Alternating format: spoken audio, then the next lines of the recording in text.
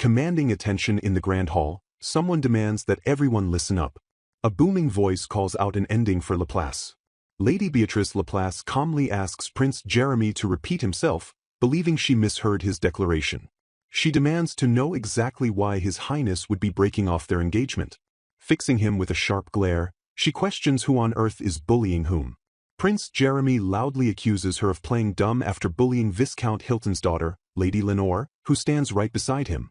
Playing the victim in front of the whispering crowd, Lenore tearfully begs His Highness to stop even if the rumors are true. Trembling under the attention, Lenore claims she was just so utterly scared. Beatrice remarks she would gladly accept the breakup but asks them to stop being so obnoxiously lovey-dovey in public. Reminding him their marriage is a family contract, Beatrice asks if he consulted them while firmly asserting she hasn't bullied anyone.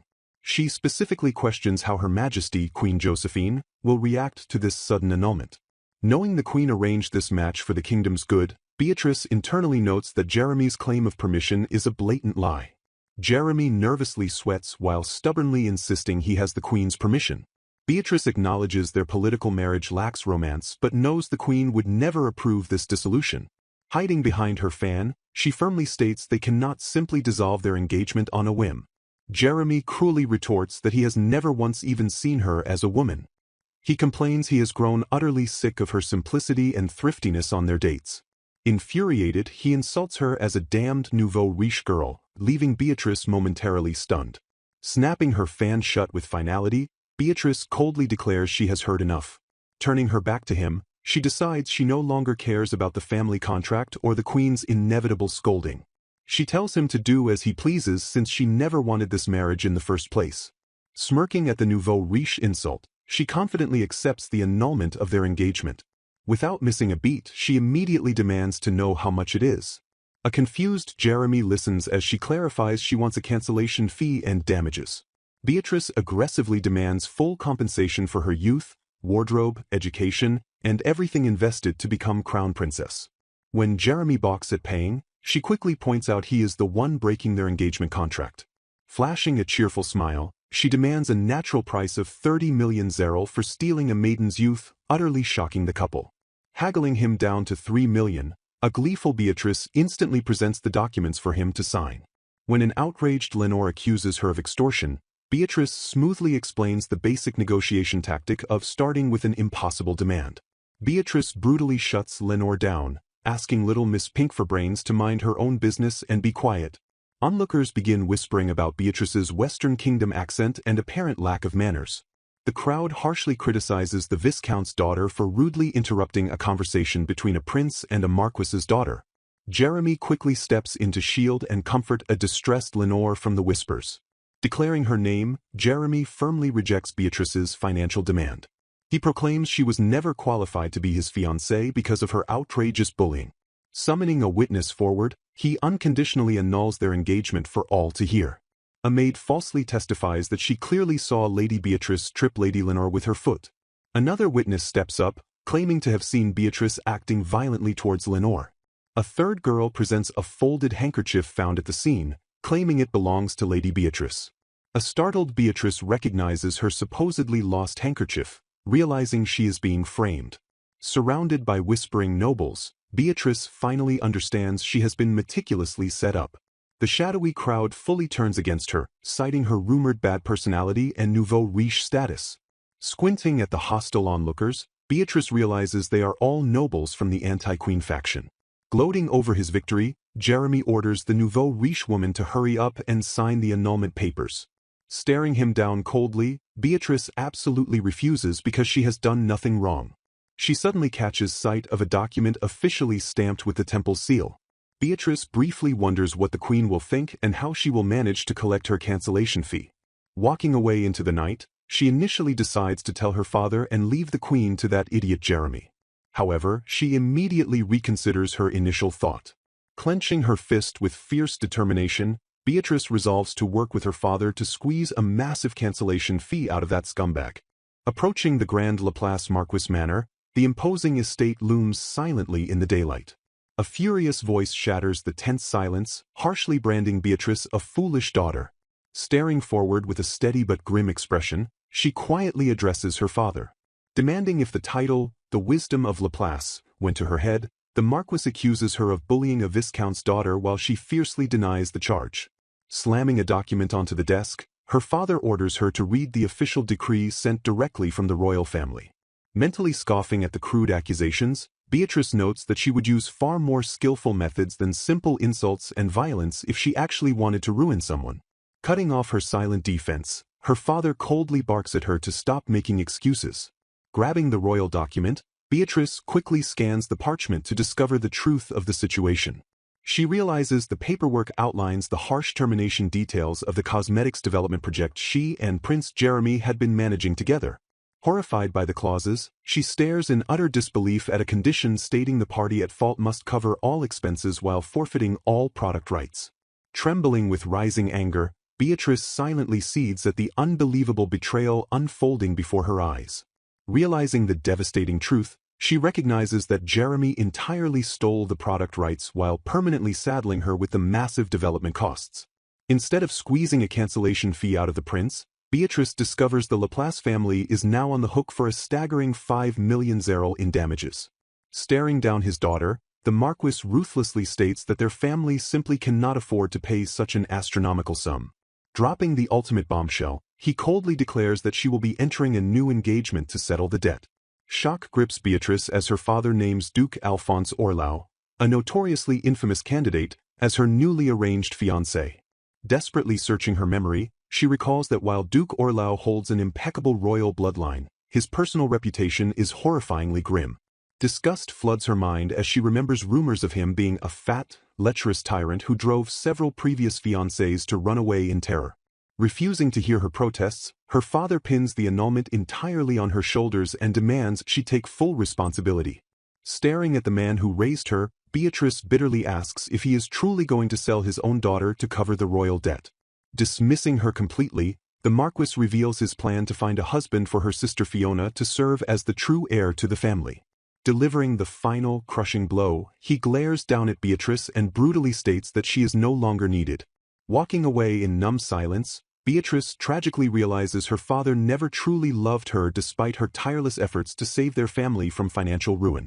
A deep melancholy washes over her as she accepts her permanent status as an unwanted child in her own home.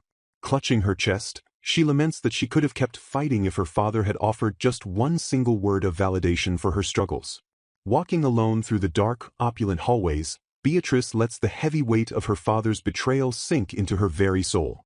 Pausing in the desolate corridor, she tightly grips her dress as she fights to regain her composure. A bright, familiar voice suddenly shatters the lonely silence, calling out for her from down the hall. Turning around, Beatrice's stoic expression softens instantly as she gazes upon her beloved younger sister, Fiona. Rushing forward with tears in her eyes, a panicked Fiona demands to know if Beatrice is truly selling herself to pay the engagement damages. Clutching her sister's hands, Fiona cries out that she has already heard the terrible news echoing through the manor. When Beatrice tries to gently scold her for using reckless words like selling herself, Fiona fiercely refuses to let her change the subject. Looking down with a heavy heart, Beatrice confirms the devastating rumors, leaving Fiona reeling in absolute shock. Through her tears, Fiona passionately defends Beatrice, admitting she is ridiculously cheap and makes weird faces, catching her older sister entirely off guard. Sobbing uncontrollably, Fiona proclaims Beatrice is far too kind to ever bully anyone, successfully melting Beatrice's frozen heart. Fiona astutely deduces that Beatrice accepted the terrible new engagement purely for her sake, a fact Beatrice softly admits. Beatrice explains that she could have easily handled the financial reparations alone, but she needed the engagement money to secure Fiona's enrollment in the prestigious Noble Academy. Recalling the domain's dire financial history, Beatrice warns that paying the damages would entirely drain the funds needed for Fiona's future education. Furious on her sister's behalf, Fiona lashes out at their father for cowardly pinning all the blame on Beatrice. Exposing the ugly truth, Fiona shouts that their father is a useless drunk who hasn't managed the domain since a mysterious woman fled in the night. Swiftly intervening, Beatrice gently but firmly silences her sister, forbidding her from speaking another bad word about their father. Smoothing Fiona's hair, Beatrice offers a comforting smile and insists that as long as Fiona understands the situation, everything will be perfectly fine. Shifting the mood, Beatrice shares a secret lesson about using resources effectively and stealthily to maximize profit at the perfect moment. Grasping the terrible reality of Beatrice's departure, a heartbroken Fiona weeps that everyone she loves always ends up leaving her behind. Wrapping her arms tightly around her crying sister, Beatrice lovingly entrusts the future of their family entirely into Fiona's capable hands. Wiping away Fiona's tears, she urges her younger sister to let their father spoil her and to skillfully guide the Marquis domain toward a prosperous future. Locking eyes with absolute sincerity, Beatrice vows that Fiona is the most important person in the world to her.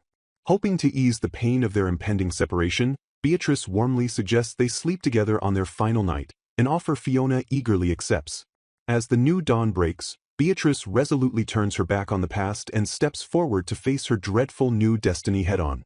Leaving the grand manor with nothing but the clothes on her back, Beatrice is coldly informed that her family will not even provide her with a single maid.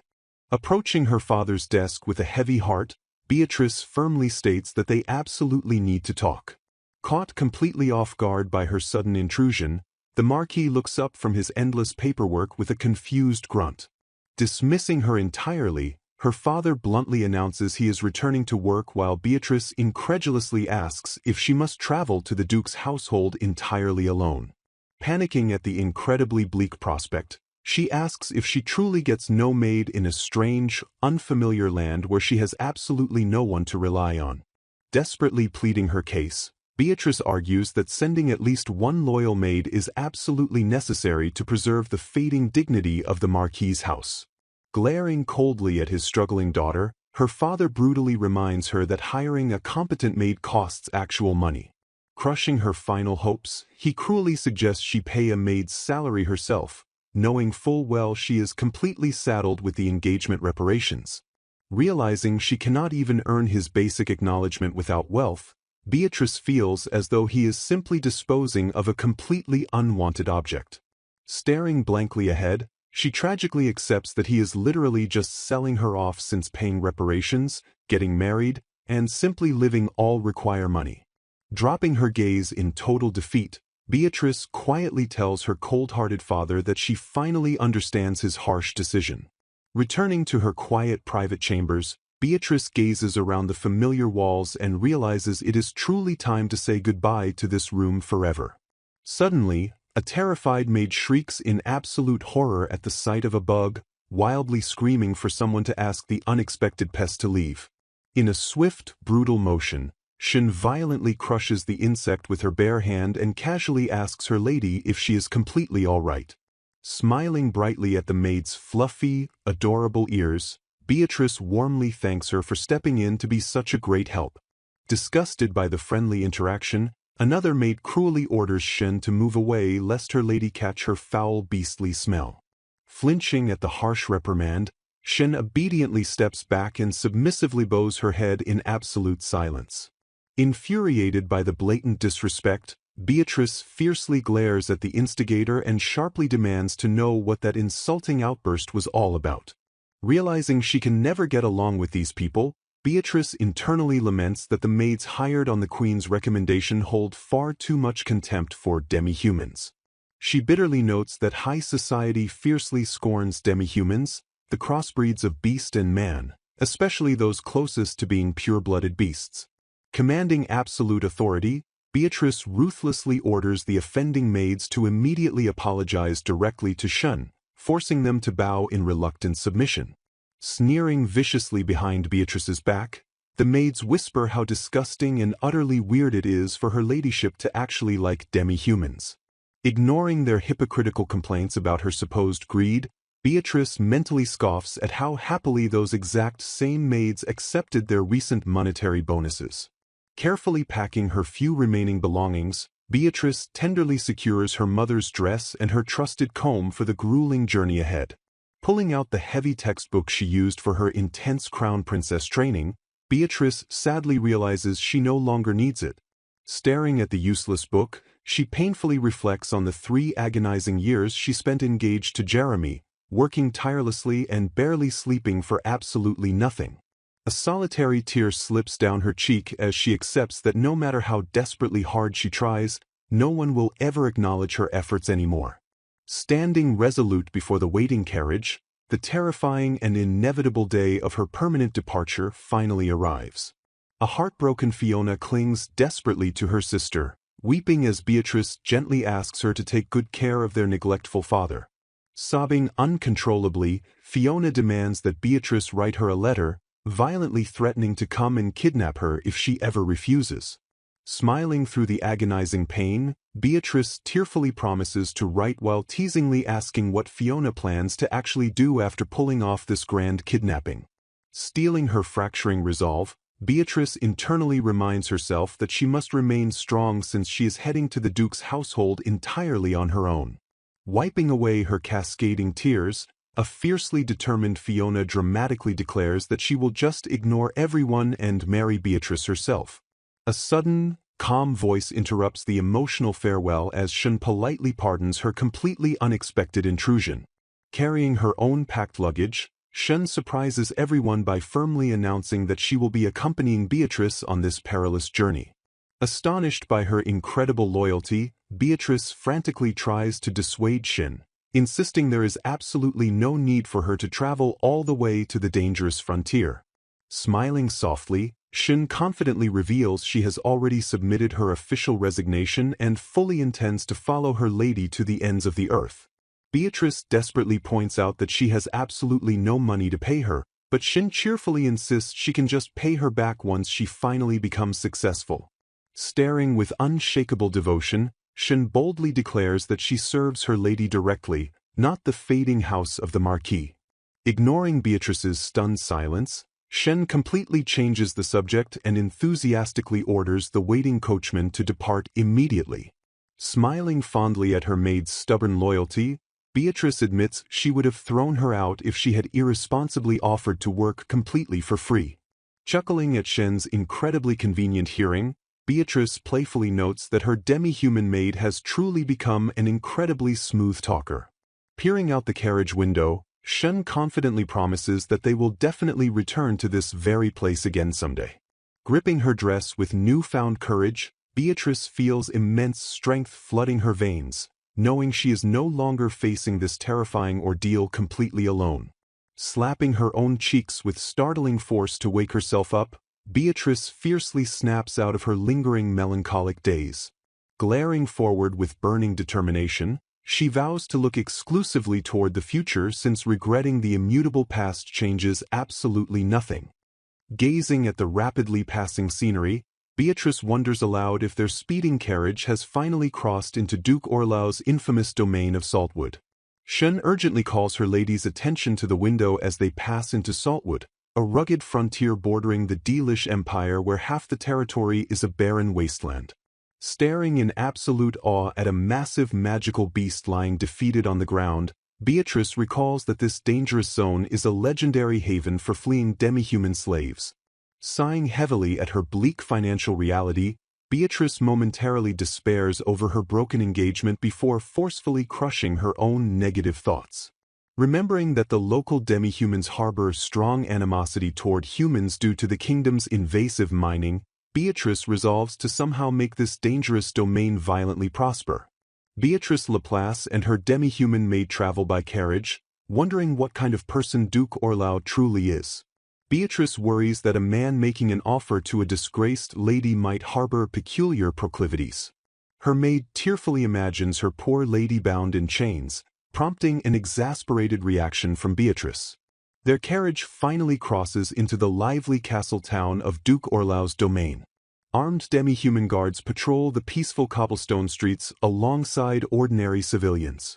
Observing the town, Beatrice notes the public order is much better than she expected. She watches the soldiers properly patrol the streets, drawing her maid's curious gaze.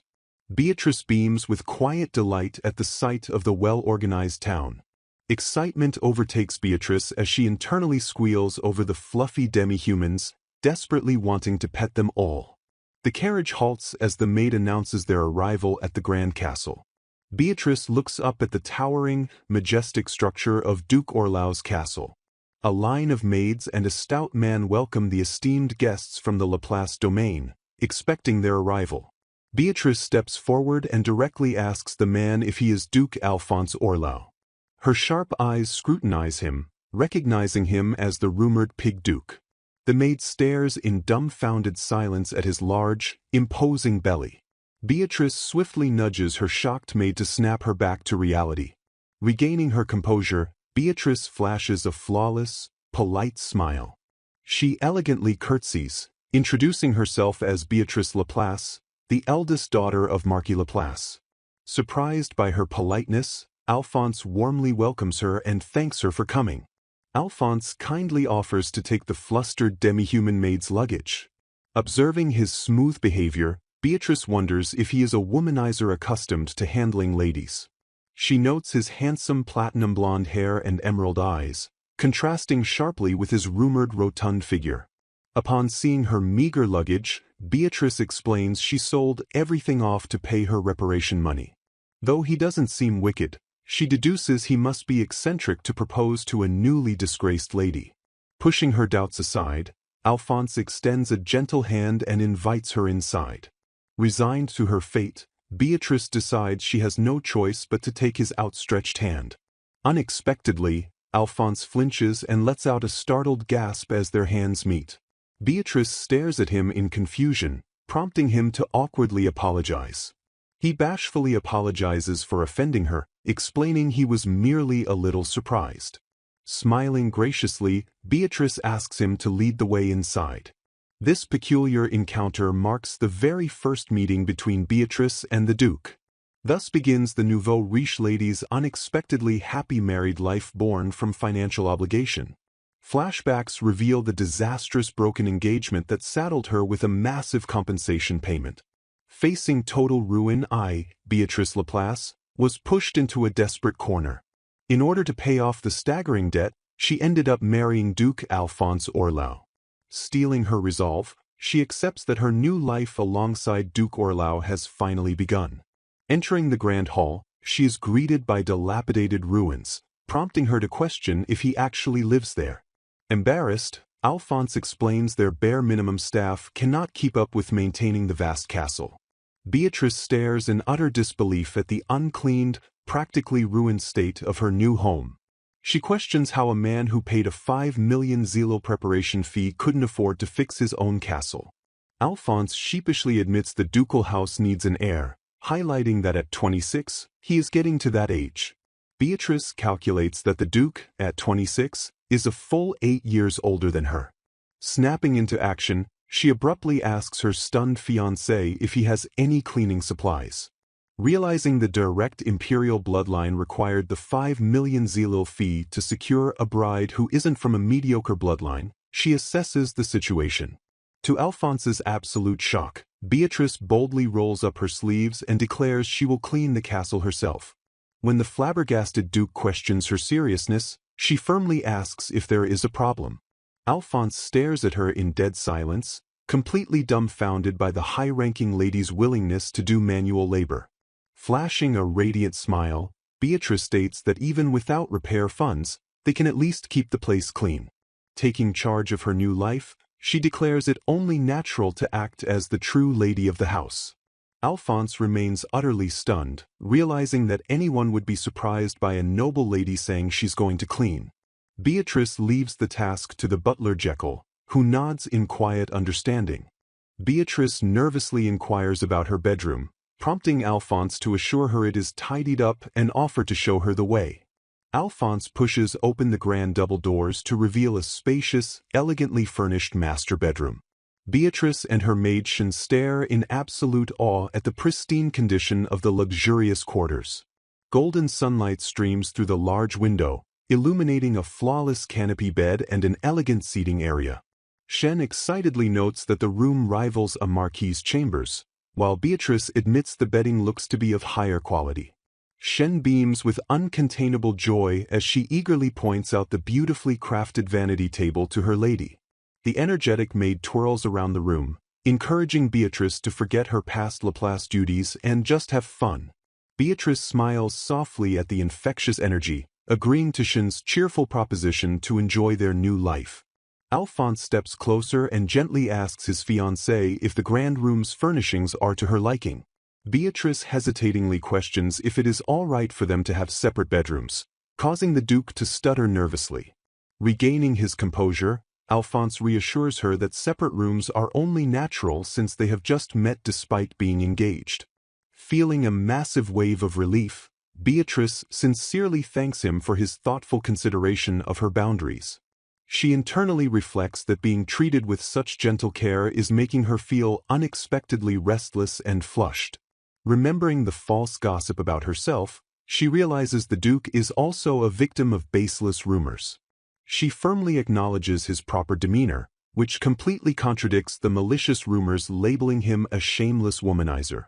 Declaring that rumors are unreliable, Beatrice tells the Duke she looks forward to their life together, earning his warm agreement. In another wing of the castle, Alphonse casually asks his butler Jekyll if he shares the same positive assessment of the lady. Jekyll coldly lists the terrible rumors surrounding Beatrice, describing her as a haughty, pushy nouveau riche lady who bullies others. Dismissing the vicious gossip entirely, Alphonse orders Jekyll to look into a specific, undisclosed matter regarding his new fiancée. Jekyll cheekily remarks that the real Beatrice is a magnificent lady who is far too good for the Duke. Alphonse solemnly ignores the jab, stating he only wants to know how she will handle the fallout of her broken engagement. When Jekyll playfully teases him about taking a liking to her, Alphonse vehemently denies falling in love so quickly. The Duke casts his gaze downward, his harsh expression softening into a melancholy look as he thinks of Beatrice's gentle reaction. He wistfully admits that she is the first woman who hasn't shown disgust at being escorted by someone with his appearance. Determined to reward her kindness, he resolves to do everything within his power to make her comfortable in his home. Alphonse insists he is merely impressed by her strong character and her bold willingness to volunteer for tough cleaning jobs. Jekyll bows respectfully as Alphonse orders him to treat her with utmost courtesy and prepare her favorite foods for dinner. Left completely alone, Jekyll muses about the monumental, daunting task of serving the genius lady of the Laplace market. Later that evening, Alphonse warmly greets a refreshed Beatrice and kindly asks if she is feeling hungry. Beatrice happily confirms her growing appetite, bringing a bright, relieved smile to the Duke's handsome face. With a grand, welcoming gesture, Alphonse invites his elegant fiancée to join him in the dining hall. A massive dining table is elegantly set with a lavish, steaming feast fit for the highest imperial royalty. Alphonse proudly presents the evening's special dish of sand grouse ragout, hoping it suits her refined culinary taste. Beatrice excitedly reveals that sand grouse ragout is her absolute favorite, prompting Alphonse to smoothly feign a lucky coincidence. She gazes longingly at the beautifully browned meat, completely mesmerized by its rich, sweet, and appetizing aroma. Gently bringing a silver spoonful to her lips, she eagerly takes her very first bite of the savory stew. Her face instantly lights up with sheer bliss as she declares it has been ages since she tasted something so magnificent. Alphonse chuckles warmly at her reaction, stating that her happiness and satisfaction are what matter most to him. She verbally marvels at the rich milk, firm meat, and perfectly cooked vegetables, completely enchanted by the culinary masterpiece. Clutching her chest in awe, Beatrice wonders if she has ever eaten food that touched her soul so deeply before. Flashing a breathtakingly genuine smile, she sincerely thanks the Duke for his incredibly warm and generous hospitality. Completely taken aback by her radiant beauty, Alphonse softly and instinctively compliments her wonderful smile. Both of them freeze in sudden embarrassment, their faces rapidly flushing crimson at the unexpected, intimate praise. Alphonse quickly stammers a frantic apology while Beatrice bashfully looks away in flustered, breathless agreement. Beatrice logically reflects on his gentlemanly nature, trying not to flatter herself despite his incredibly sweet compliment. Gripping her chest tightly, she desperately questions why her heart is racing so fast if his words truly meant nothing. Later, in the safety of her room, Beatrice admits her prior anxiety to Shun, praising the calming tea her loyal maid brewed. With a weary but deeply grateful smile, Beatrice tells Shun how truly happy she is that the maid accompanied her. Closing her eyes in absolute peace, Beatrice whispers a heartfelt thank you to her dearest friend and servant Shin. Reflecting on her sudden change in behavior, Beatrice wonders if her joyful actions are a little unlike her true self. Shen cheerfully bounds forward and eagerly asks her beloved lady if it is okay to continue their fun routine again today. Smiling warmly, Beatrice thanks her loyal maid, who proudly declares her absolute happiness in serving her esteemed lady. Gesturing gently, Beatrice warmly invites her eager demi-human maid to not hold back and go ahead with her task. Chuckling softly at the maid's bright enthusiasm, Beatrice jokingly notes that even a demi-human would fall for this. Shen melts into a puddle of pure, unadulterated bliss as Beatrice expertly strokes her incredibly fluffy animal ears. Pausing her affectionate petting, Beatrice curiously asks Shen what she honestly thinks of Duke Alphonse Orlau. Hesitating slightly, Shen shyly confesses that she was explicitly told to keep a certain secret about the Duke's actions. A brief flashback reveals the Duke smoothly presenting the delicious sand grouse ragout as a mere, lucky coincidence. Shattering the illusion of coincidence entirely, Shen reveals the Duke explicitly asked her what Beatrice's favorite food was. Realizing the incredibly sweet truth, Beatrice understands that the entire magnificent meal was perfectly orchestrated just for her. A soft blush creeps across Beatrice's cheeks as she gently admits she doesn't feel bad at all about his thoughtful secret inquiry. She warmly reflects on his incredibly polite demeanor, his quiet consideration, and his surprisingly flawless gentlemanly nature. Despite his gentle soul, she objectively acknowledges that his extremely large, rotund frame earned him the cruel moniker of the Pig Duke. Crawling into her luxurious bed, Beatrice smiles peacefully and happily anticipates having a truly wonderful dream tonight. She finds the Duke utterly fascinating, noting he occasionally displays the smooth, mysterious ease of a man well-versed with women. The following day, Beatrice politely approaches the Duke's busy desk and asks if he has a spare moment to talk. Stepping deeper into the grand office, she formally excuses her sudden intrusion into his chaotic and heavily burdened workspace. Looking up from his towering piles of paperwork, Alphonse casually guesses she wants to finalize the engagement contract. He mutters a dark, self-deprecating joke about finally handling things after everyone inevitably runs away in terror. Quickly dropping the bleak humor, Alphonse earnestly apologizes for seeming impatient and graciously thanks her for bringing it up. He sheepishly admits he assumed a brilliant marquis's daughter wouldn't need any basic, introductory ducal wife education. Changing the subject entirely, Alphonse warmly suggests they abandon the paperwork and go for a pleasant walk in the nice wind. Politely declining the walk, Beatrice professionally asks to be instructed on any rigid traditions strictly unique to the Orlau household. Alphonse stares at her in mild surprise, completely taken aback by her serious and unwavering dedication to her new duties. A sudden, violent gust of wind blasts through the open window, dramatically scattering important financial documents everywhere. Flustered by the sudden chaos, Alphonse frantically scrambles to slam the window shut and secure his airborne paperwork. Catching a stray document, Beatrice's sharp eyes instantly lock onto the duchy's incredibly half-baked tax rates and bloated official count. Shock ripples through her mind as she realizes she is holding the most critical income and expenditure report for the entire Orlau duchy.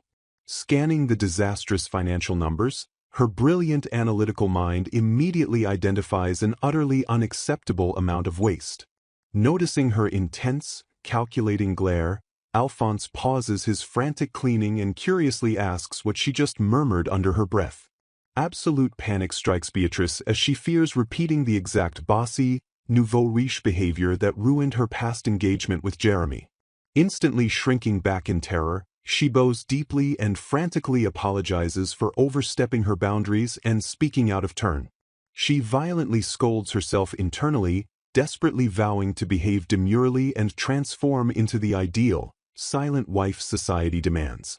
Peeking up nervously, she bracingly assumes even the famously tolerant Duke Alphonse will be absolutely furious at her arrogant slip of the tongue. Shattering her fearful expectations entirely, Alphonse leans in with genuine intrigue and respectfully asks to hear more of her brilliant opinions. Utterly stunned by his incredibly supportive and open demeanor, A wide-eyed Beatrice stammers out a hesitant agreement to explain her thoughts. Unleashing her full intellectual might, she expertly breaks down the flawed tax strategies, emergency subsidies, and centralized administrative structures.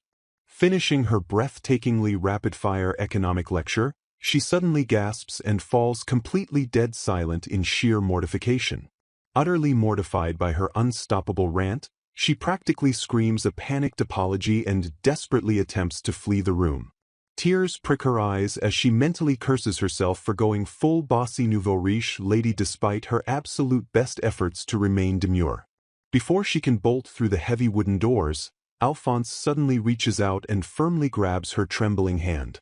His handsome face lights up with sheer, unadulterated awe as he loudly and excitedly declares that her economic knowledge is absolutely amazing. Beatrice freezes completely dead in her tracks, utterly bewildered by his explosive and entirely unexpected wave of enthusiastic praise. Gripping her hand tightly, Alphonse passionately praises her unparalleled intellect and marvels at how quickly she mastered the complex duchy affairs. Leaning in closer with intensely sparkling eyes, the visibly excited Duke eagerly demands to hear every single one of her brilliant administrative ideas. Beatrice blushes a deep, furious shade of crimson, completely overwhelmed and paralyzed by his intense, unbridled admiration. Stammering a weak apology for getting so carried away, she suddenly notices the towering Duke violently freeze in place. Alphonse suddenly turns bright red and desperately covers his mouth, clearly struggling to contain a massive surge of overwhelming emotion. Sweating profusely, the completely overwhelmed Duke tearfully begs her to wait as he desperately tries to hold back his intense, bubbling feelings. Distraught and trembling over her emotionally vulnerable state, Beatrice shrinks away as a shocked Alphonse discovers her in tears. Standing entirely bewildered by her sudden outburst, the young Duke flushes with nervous sweat as he wonders what caused her to cry. Fearing his sudden appearance triggered her distress, he is gently interrupted by Shun, a devoted fox demi-human maid seeking permission to speak. Stepping forward with gentle confidence, Shun offers crucial insight regarding Lady Laplace's troubled previous engagement to clear the heavy air. Taking in the heavy revelation beneath the grand chandelier, the Duke falls completely silent as he processes the unfortunate and grim events. A profound wave of utter disgust crosses his youthful face as he darkly ponders the sheer amount of scoundrels plaguing noble society. Eager to deeply understand his new fiancée, he politely requests Shun to share more details about Lady Laplace whenever the opportunity arises. Knowing her paramount duty, Shun excuses herself to return to her lady's side as he warmly encourages the maid to go provide comfort. Before departing the opulent room, she formally introduces herself as Shun, graciously accepting his genuine gratitude for the deeply personal information. Meanwhile, an utterly mortified Beatrice thrashes wildly face down on her bed, wailing in sheer embarrassment over her uncharacteristic emotional breakdown. Smiling warmly at her master's dramatic antics, Shun reassures the flustered lady that she is simply and entirely content to be by her side. Calming down slightly from her violent tantrum, Beatrice offers a soft, genuinely heartfelt smile of deep gratitude to her incredibly loyal maid. Playfully brushing off Beatrice's fears of annoying the Duke, Shun suggests the tears merely prove she is a normal girl with delicate feelings. Back in the bright, sunlit confines of his private study, Alphonse firmly calls out to his seasoned butler Jekyll with newfound resolve. Commanding absolute loyalty, he solemnly vows to fully support his new fiancée with everything he possesses and expects the exact same from his staff. Despite Jekyll's highly vocal skepticism about trusting a newcomer, Alphonse decisively orders the immediate implementation of the territory management strategies she suggested. Staring with absolute, unwavering conviction, the young Duke praises her razor-sharp insights and boldly declares his complete trust in her vision. Acknowledging his master's deeply smitten nature, the seasoned butler bows respectfully and agrees to execute the surprising new orders without fail. Reflecting on the emotional encounter, Beatrice realizes that although he visibly struggles with female tears, Alphonse's reaction was remarkably gentle and incredibly favorable. Filled with a sudden, electrifying burst of renewed determination, Beatrice loudly hypes herself up to face the massive challenges of her new life. Thanking Shun for the freshly brewed tea, she enthusiastically vows to dive straight back into her intensive, exhausting stack of books. A few highly productive days pass swiftly after she assertively steps into the incredibly complex realm of the ducal territories management. Determined to boldly back up her previously confident claims, she turns rigorous library research on the ducal lands into her inescapable daily routine. Flipping through incredibly dense handwritten ledgers, she quickly discovers that the Orlau ducal territory, known as Saltwood, is little more than a barren wasteland. Realizing the harsh agricultural reality of the land, she reads that the territory survives solely by trading mined mana stones for desperately needed imported food. Pondering deeply over the ancient texts, she notes that this fragile economic system worked perfectly until the devastating scars of the demi-human war emerged. The grim historical records detail a bloody uprising 6 years ago where enslaved demi-humans forced a desperate humanity to seek out and weaponize magic.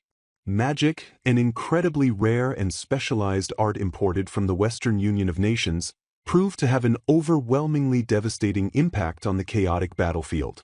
Outfitted with highly advanced magical tools powered by luminescent mana stones, human forces easily subjugated the physically superior demi-human rebels with terrifying ease. The late Duke Orlau rapidly depleted his mines, selling precious mana stones at dirt-cheap prices to rival nobles to swiftly hasten the end of the war. Disgusted by the kingdom's tragic outcome, Beatrice realizes this noble sacrifice ultimately left Saltwood an utterly depleted and completely unforgiving land. Tragically, the incredibly ungrateful kingdom of August never honored the late Duke's sacrifice and instead burdened the struggling land with a flood of emancipated demi-humans. Recalling her own direct observations, she notes that while the region entirely lost its lively spirit, the breakdown of law and order wasn't as completely ruined as expected. She cleverly considers asking the prestigious Night Order stationed in the capital to acquire a truly accurate picture of the local security situation. Catching herself falling into dangerous old habits, she vehemently decides to pull back and avoid interfering too deeply as a mere newly engaged fiancé.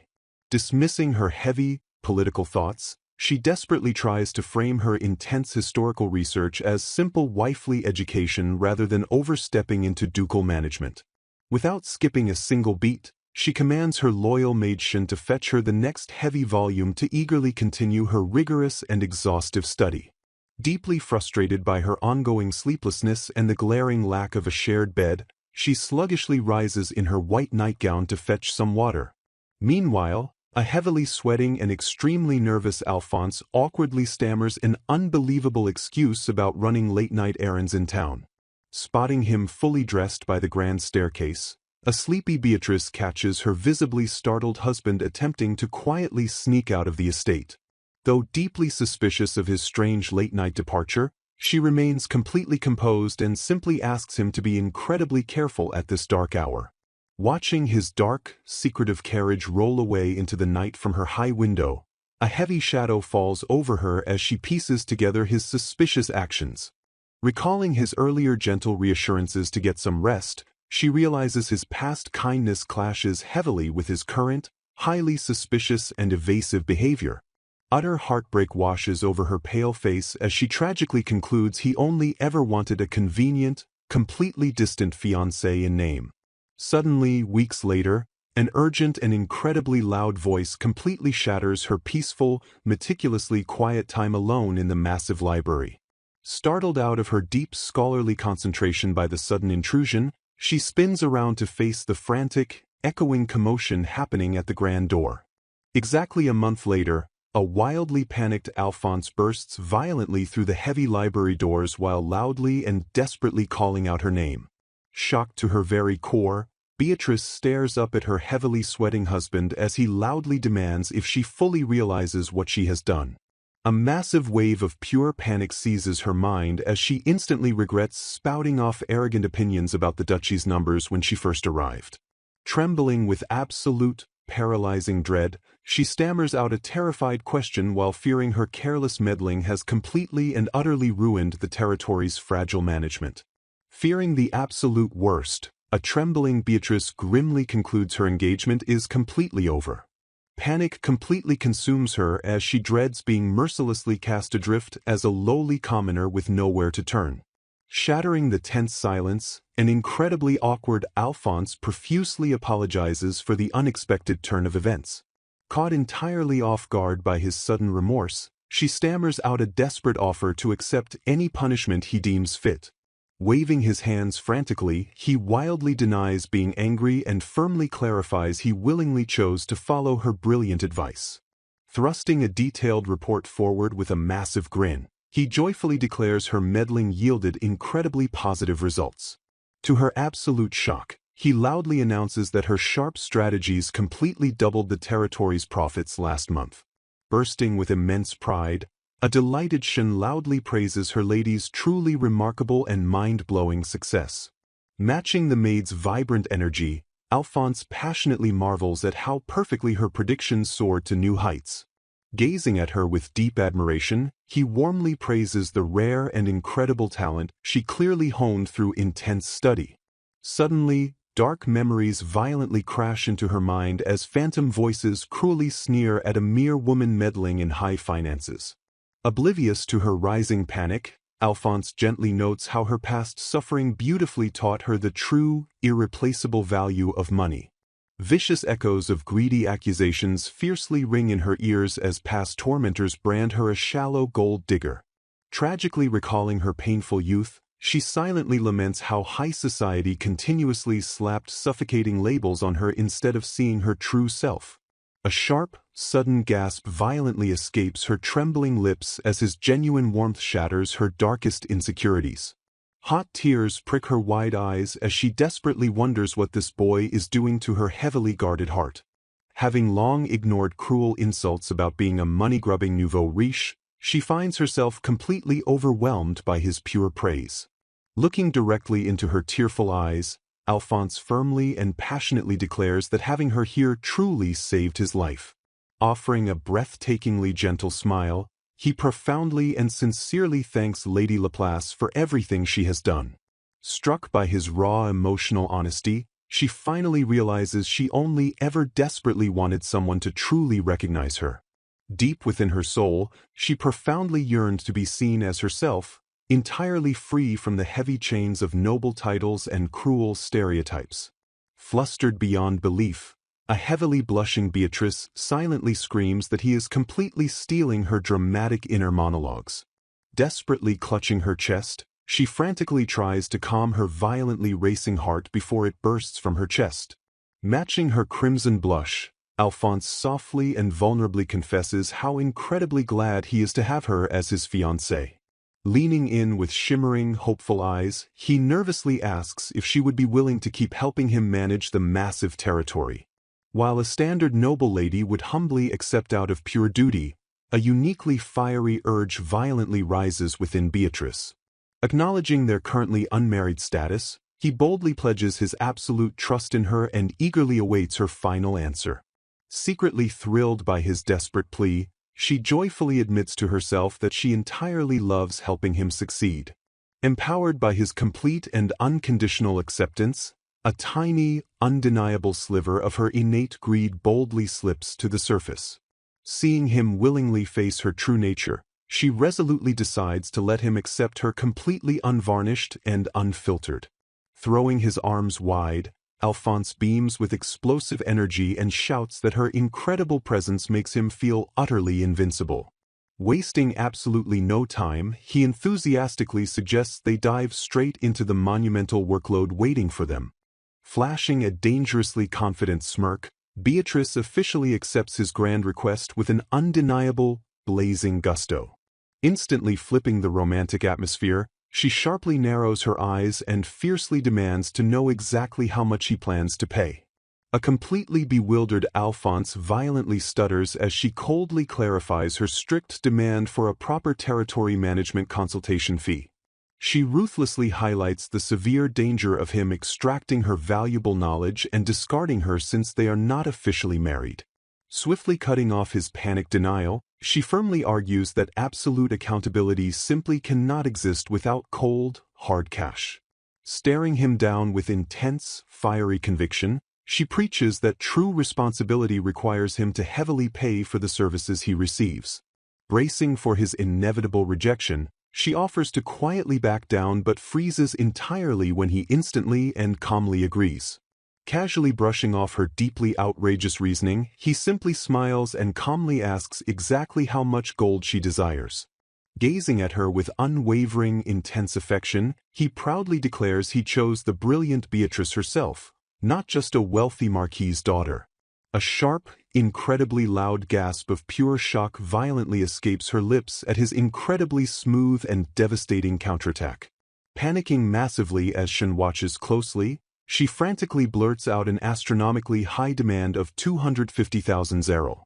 Shooting her maid a terrifyingly desperate glare, she strictly orders Shen to not utter a single word about the highly suspicious amount. In her brilliant mind, she perfectly calculates that this exact consultation fee flawlessly covers Shen's missing, unpaid wages from the Laplace house. Cringing internally at her own blatant clumsiness, she instantly realizes setting the exact same rate easily exposed her secretly selfless intentions. Completely unfazed by the staggering price, Alphonse happily agrees to strict monthly payments and requests a formal, binding contract. Smiling brighter than the sun, he deeply praises her incredible dependability, completely destroying her remaining emotional defenses. Hiding her intensely flushed, burning face behind a heavy book, she frantically begs him to stop casually dropping such heart-stopping compliments. Despite her loud, embarrassed protests, she secretly and happily admits to herself that she is undeniably an incredibly easy woman to please.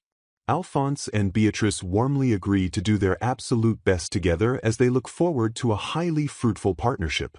Breaking the formal tension entirely, Alphonse earnestly requests his new partner to drop the rigid titles and simply call him by his given name.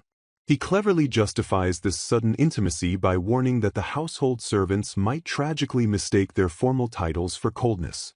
Striking a perfectly fair bargain, he charmingly offers to call her Lady Beatrice in return to perfectly balance their newly forged dynamic. She playfully accepts the arrangement by sharply framing their required closeness as a necessary operational expense for the massive ducal household. Exchanging bright and hopeful smiles, Beatrice officially addresses Alphonse by name as she secretly marvels at his undeniably persuasive charm. Filled with blazing determination, an energized Beatrice victoriously declares that it is finally time to start raking in massive, undeniable profits. Gently teasing her fiery impatience, Alphonse calmly reminds her they must first secure his parents' blessing at their upcoming engagement banquet. Meanwhile, a deeply concerning and highly secretive conversation slowly unfolds in a darkened room involving His Royal Highness. A cunning companion swiftly reassures the anxious prince that everything is fine since he supposedly secured His Majesty's royal approval already. The prince sharply clarifies that while his oblivious father poses absolutely no threat, his calculating mother remains the true, terrifying obstacle. He bitterly reveals the queen violently forced his engagement to Beatrice solely to ruthlessly exploit the Laplace family's miraculous financial recovery. Clasping his hands tightly in sheer desperation, the prince emotionally confesses that Lenore is the only person in the entire world who truly understands him. Seeking comfort in forbidden memories, he desperately recalls finding solace during secret academy meetings while the queen and Beatrice entirely ignored his true self. His face contorts with absolute, visceral disgust as he violently rejects the agonizing thought of remaining permanently shackled to a gloomy and money-obsessed woman. Boiling with uncontrollable, venomous rage, he furiously curses his royal family for heartlessly treating him like a mere, disposable political tool. He angrily complains how Beatrice constantly and annoyingly meddled in academy events and capital guild affairs by endlessly spouting unwanted improvements. Grasping Lenore's hands with feverish intensity, the desperate prince proposes they launch a grand business together to eventually persuade his stubborn mother. He passionately argues that if they can utterly crush Beatrice's financial genius with greater results, the queen will finally yield and let them be openly together. A thrilled Lenore eagerly agrees to start a massive venture while proudly boasting of her vast, unbreakable connections that guarantee absolute success. Arrogantly dismissing the harsh struggles of commoners, the prince sneers that the mindless masses exist solely to blindly serve and sacrifice for the nobility. With a dark and maniacal gleam in his eye, the selfish prince violently vows to mercilessly trample anyone who dares stand in the way of his personal happiness. He cruelly mocks the queen's national sacrifices and brutally laughs at Beatrice's absurd, pathetic obsession with improving the mere livelihood of the commoners. Revealing her ultimate secret weapon, an ecstatic Lenore suddenly announces she has already been heavily developing an exclusive line of luxury cosmetics. The prince shamelessly admits he ruthlessly stole the original cosmetics idea from Beatrice while viciously blaming her for meddling too much in management.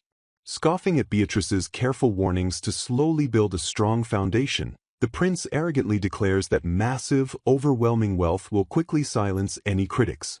Driven by pure, unadulterated malice, he wickedly plots to kick off their grand venture by aggressively squeezing a massive compensation payout directly from Beatrice. The dark, treacherous plotting seamlessly shifts as the terrifying scene transitions to a grand, imposing, and highly secretive aristocratic estate. Deep within the lavishly decorated walls, the wealthy and dangerously powerful members of the anti-queen faction gather quietly in their exclusive salon. A mysterious and highly elegant figure finally arrives in the dimly lit room while smoothly apologizing for keeping the incredibly influential attendees waiting. Shocked whispers violently ripple through the tense room as the newly arrived guest is shockingly revealed to be the formidable Marquis Laplace. Warmly welcomed by a scheming Lady Hilton, the Marquis smoothly accepts a poured drink while expertly networking with his powerful political rivals. Flirting dangerously with the enemy faction, he playfully brushes off scandalous, swirling rumors while maintaining his sharp, endlessly calculating composure. A cunning noblewoman flirtatiously declines a stiff drink while sharply noting she will only indulge when the highly powerful Sir Jeremy finally arrives. Lady Hilton smugly praises the Marquis while revealing that his secret, highly treasonous letter paved the way for her to grow dangerously close to His Highness. Smiling with wicked, unbridled greed, she gleefully anticipates claiming the high-ranking position the prince secretly promised her once their dark scheme inevitably concludes. Coldly dismissing her gushing gratitude, Marquis Laplace ruthlessly clarifies that their dark alliance is absolutely nothing more than strict, highly profitable business. Appalled by his sheer, unfathomable cruelty, a shocked guest questions how he could effortlessly sell his own daughter to a rival faction just to climb the ranks. Ignoring a fellow woman's utter disgust, the Marquis callously laughs and darkly states that a daughter's only true purpose is to blindly serve her master. Dripping with absolute, venomous disdain, he brutally brands Beatrice a complete failure and eagerly trades her away as mere coin to fuel his massive ambitions. The sinister conspirators officially seal their dark pact while ensuring Lady Hilton will perfectly hide her fangs once she successfully secures the throne. Raising his glass in a sickening mock toast, the treacherous father coldly admits he should be somewhat grateful for the sheer power his daughter's sacrifice brought him. With Beatrice officially and utterly discarded, the conspirators eagerly shift their dark focus to the next crucial phase of their highly secret master plan. Basking in their impending glorious victory, the corrupt nobles celebrate their new era while a completely oblivious Beatrice remains unaware of her father's horrifying betrayal. A dark, violently looming shadow perfectly symbolizes the devastating scale of the absolute betrayal secretly orchestrated by the very man who raised her. Completely unaware of the gathering, apocalyptic storm, Beatrice seriously reflects on her brand new, highly stressful role as the official consultant for the sprawling ducal territory. Reviewing the grim, highly detailed ledgers, she faces the terrifying reality that the severely depleted land lacks savings and heavily relies on highly vulnerable food imports. Staring down the incredibly massive, near-impossible challenge, she fiercely clenches her fists and boldly vows to prove her undeniable worth to the struggling duchy. Despite successfully doubling the territory's profits by ruthlessly cutting waste, she remains deeply troubled because the harsh daily lives of the desperate residents haven't actually improved. Realizing they absolutely cannot survive on imports forever, A fiercely determined Beatrice prepares to radically overhaul their food supply while dangerous enemies silently close in from all sides. Noting her expression, Lord Alphonse gently asks Lady Beatrice if something is troubling her. Refusing to be seen as an omnipotent being, she humbly admits that even she struggles sometimes. Eager to test a new solution, she declares her immediate departure to the farmlands. Her unwavering eyes reflect a fierce determination to solve the impending crisis. Heavily armed guards stand vigilant watch over the local supply crates. Observing the surroundings, she praises the surprisingly robust security that clearly required immense effort to establish. They reflect on their controversial past of supplying the human side with magic stones during the brutal demi-human war. Historical context reveals the previous Duke of Orleans merely sought swift peace rather than demi-human suppression, softening post-war criticism. Facing an avalanche of jobless demi-human refugees after the war, Alphonse took on the monumental task of uniting them with the knights. Alphonse proudly states that his greatest efforts went into security, eventually earning the refugees' understanding.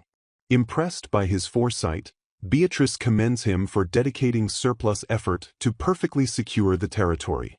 Hiding behind her fan, she confirms his exact understanding while he playfully questions her praise. Inwardly, she realizes that Lord Alphonse is far more capable than she initially thought, marking a welcome advantage. She marvels at the strange man's willingness to unhesitatingly act on advice from someone with a terrible reputation. Flashing a radiant smile, Alphonse eagerly notes he is looking forward to the future when the time comes. Forging a unified front, they warmly exchange promises of mutual assistance once she devises a solid plan. A sudden realization sparks a flustered blush across Beatrice's usually composed face. A tense, blushing silence hangs in the air as their eyes lock in an unspoken moment. Snapping out of her daze, she loudly and frantically backtracks her unintended implications. The scene shifts to the barren, windswept houses of Karnak village within the Orleans Duchy.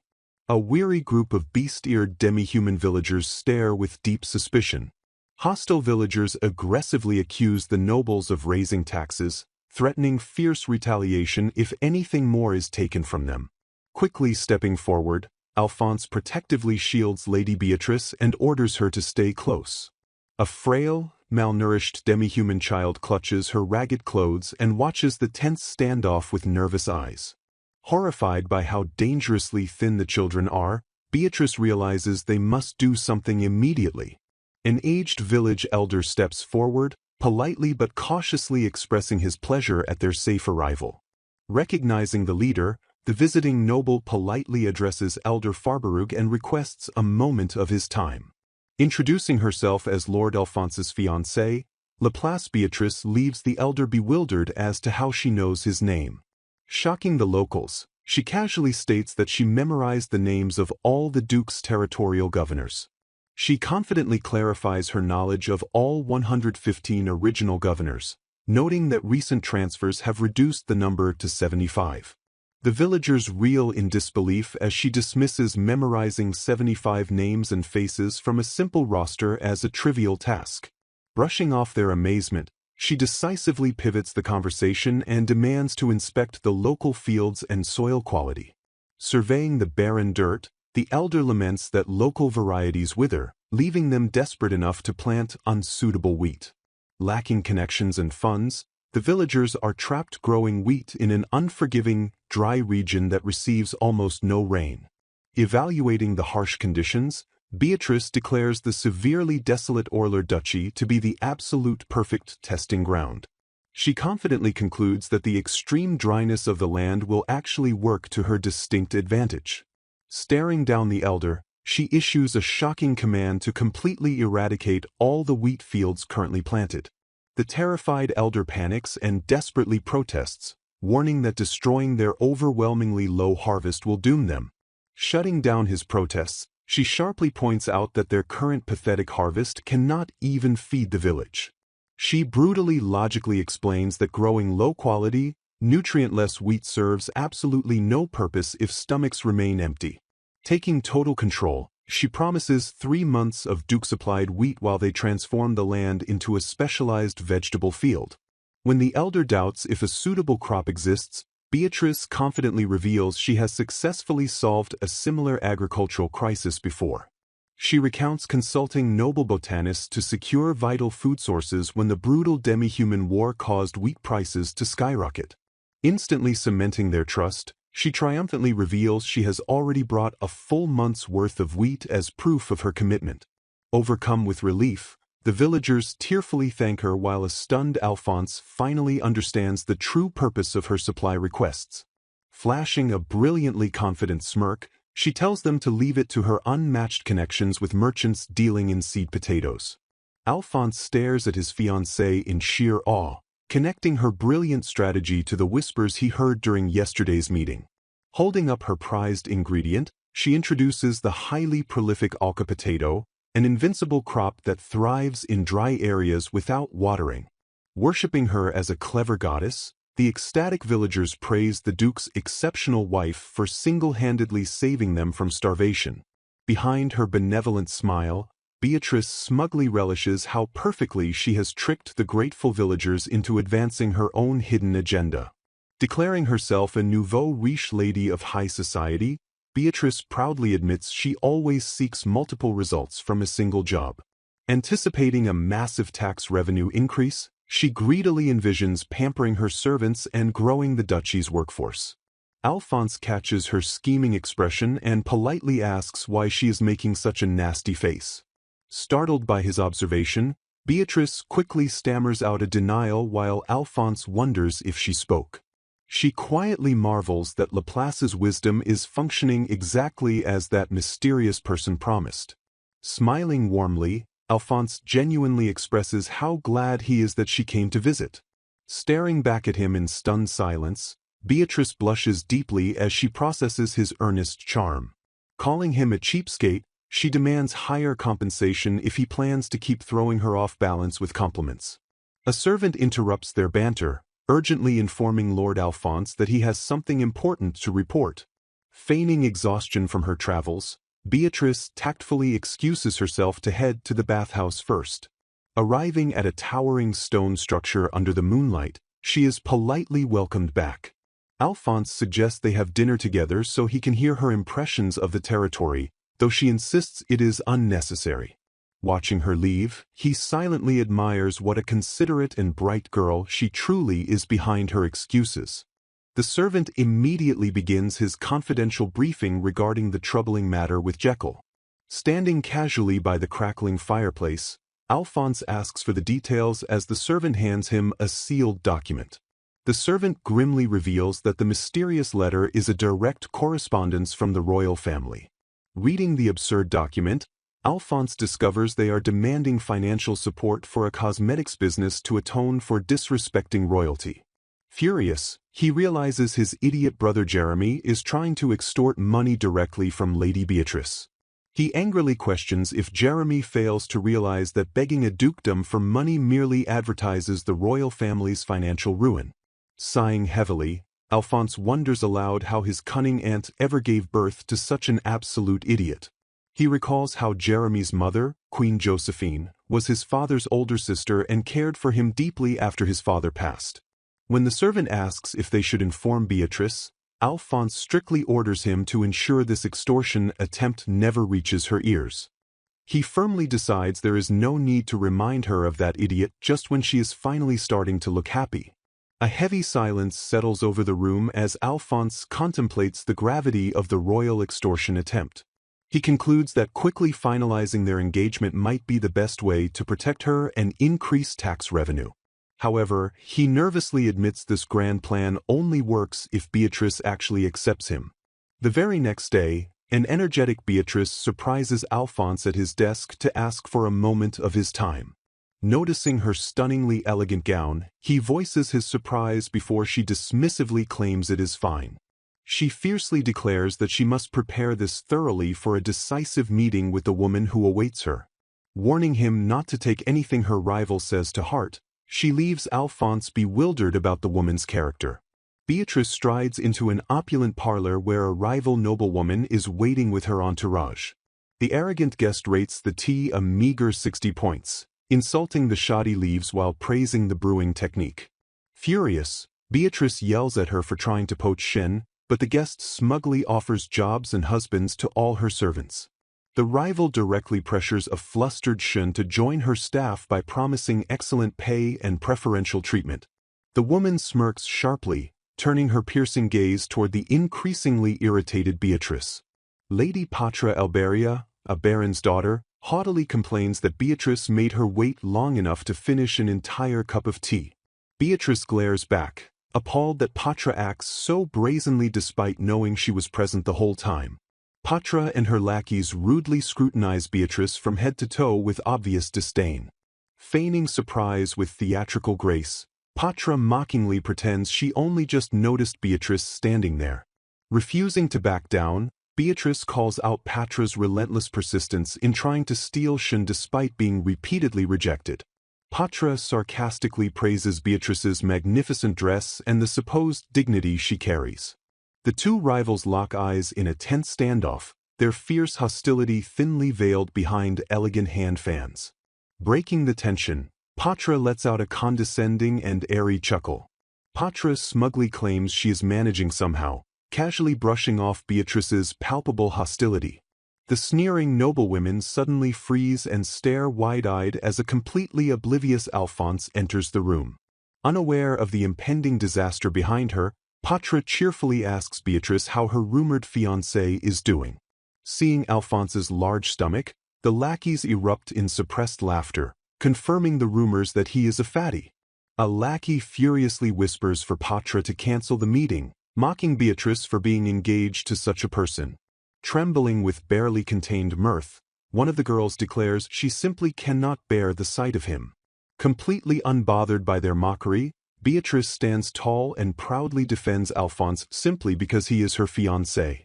Furious at the sudden disrespect, Beatrice demands to know if Patra mocks Alphonse simply because he is a duke on the verge of ruin while she is a baron's daughter. Ignoring the tension, Patra boldly places her hands on Alphonse's chest and murmurs that touching him is surprisingly pleasant. Stunned into silence, Beatrice awkwardly stammers out a flustered reaction to the unexpected physical contact. Fiercely defending her partner, Beatrice declares she will never allow anyone to make a fool of Lord Alphonse while praising his muscular physique forged by battling magic beasts. Instantly dropping her haughty demeanor, Patra bows her head to sincerely apologize for her rudeness and invites any punishment Beatrice sees fit. Turning back to her fiancé, Beatrice is completely bewildered to find Alphonse's face blushing a deep and bright red. Flustered by Beatrice's sudden praise, Alphonse bashfully attempts to compose himself while gently telling Princess Alberia to raise her head. Awarding the bizarre interaction a measly 30 points, Patra sighs in exasperation and calls Beatrice a relentless man-tamer. Immediately clashing over their shared history, the two women aggressively bicker about who started their lessons first and who deserves the title of older sister apprentice. Regaining her composure, Beatrice formally introduces Lord Alphonse to Lady Patra Alberia, a peer from the House of Nobles who studied under the exact same master. Observing their chaotic dynamic, Alphonse dryly notes that they seem like good friends, prompting both women to furiously deny the claim in unison. Shifting the conversation directly to business, Patra pierces Beatrice with a serious glare and questions her ambitious plan to restore a fallen duchy. Pressing the issue further, Patra asks if Beatrice relied on Dr. Irisha Renoir, the renowned authority on botany, while rebuilding the Laplace duchy. Watching the intense exchange from the sidelines, Alphonse quietly ponders which of these two fiery women is actually the older apprentice. Leaning in with narrowed eyes, Alphonse hesitates and asks Patra if it is truly a wise idea to continue talking to someone like Beatrice. Sensing a potent and high-level magic aura radiating from Beatrice, Patra curiously inquires if she received substantial support from their master's laboratory. Meeting her gaze with absolute resolve, Beatrice coldly confirms that she utilized every single resource available to her. Her eyes burning with fierce determination, Beatrice declares she swore an oath to protect absolutely everything she held dear during that critical time. Laying out her own situation, Patra reveals that the Duchy of Elba is currently borrowing massive funds from the Emeresu royal family for their reconstruction efforts. She elaborates that their highly valued orichalcum mine serves as the crucial collateral securing the massive royal loan. Sensing an ulterior motive, Patra bluntly asks if Beatrice called her here simply to borrow her power and political influence. Flashing a confident and mocking grin, Beatrice brutally scores Patra's logical deduction a pitiful 20 points. Scoffing at the failed plan, Patra points out that cultivating arca potatoes on the Orlau Duchy's wastelands will merely break even and change nothing. Unfazed by the heavy doubt, Beatrice cryptically counters that the Orlau Duchy actually possesses something exceptionally valuable. Unveiling her ultimate trump card, Beatrice reveals their massive human resource composed of incredibly resilient and war-hardened demi-human warriors. Utterly bewildered by the claim, Patra stammers in disbelief and insists that such a formidable resource simply does not exist anywhere else. The pieces finally snapping together in her mind, Patra gasps in pure shock upon realizing Beatrice intends to launch a massive demi-human mercenary business across the country. Grinning with unshakable confidence, Beatrice confirms that deploying a specialized mercenary corps is the absolute only way to restore the Orlau Duchy. She methodically explains that despite having their own Knight Corps, every single domain constantly struggles to fend off relentless monster attacks. Her cutthroat business instincts instantly taking over, Patra forcefully shushes Beatrice as she wildly calculates the profit margins of dispatch fees versus extermination bounties. Turning her attention to the logistics, Beatrice asks Duke Alphonse exactly how many cases of demi-human assault against humans have occurred in Orlau over the past 2 years. Stepping into his element, Alphonse confidently reports 0 deaths while noting that equipment damage and casualties from monsters remain exceptionally minimal. Struck by the sheer brilliance of the low-maintenance and low-risk operation, Patra breathlessly realizes this mercenary corps is a literal goose that lays golden eggs. Smirking at the dramatic reaction, Beatrice admits she only concocted the plan yesterday to leverage the widely known hatred between humans and demi-humans to her supreme advantage.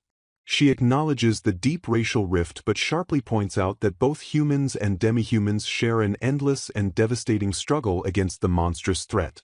Beatrice confidently predicts that selectively deploying troops only to tolerant lands will quickly prove to everyone that monsters are infinitely worse than harmless demi-humans. Highlighting the perfect market demand, she notes that even the Elbaria domain's Elise grass wards cannot keep pace with the necessary monster exterminations.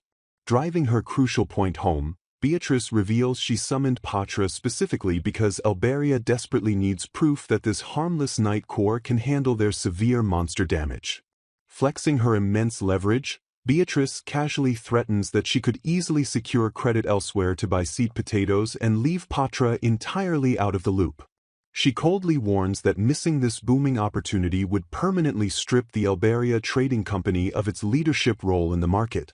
Recognizing the ruthless brilliance of her old friend, Patra breaks into a defeated but genuine smile while noting Beatrice hasn't changed one bit. Painting a picture of ultimate victory, Beatrice tempts Patra with the massive morale boost and improved food security her domain would heavily enjoy as the first client.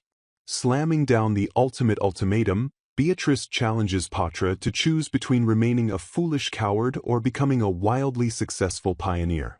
Leaning back with a triumphant smirk, Beatrice casually declares she is perfectly fine with whichever path Patra inevitably chooses to walk. Yielding to the overwhelming logic, Patra grudgingly acknowledges Beatrice's mastery of the business battlefield and addresses her as the ultimate nouveau riche lady.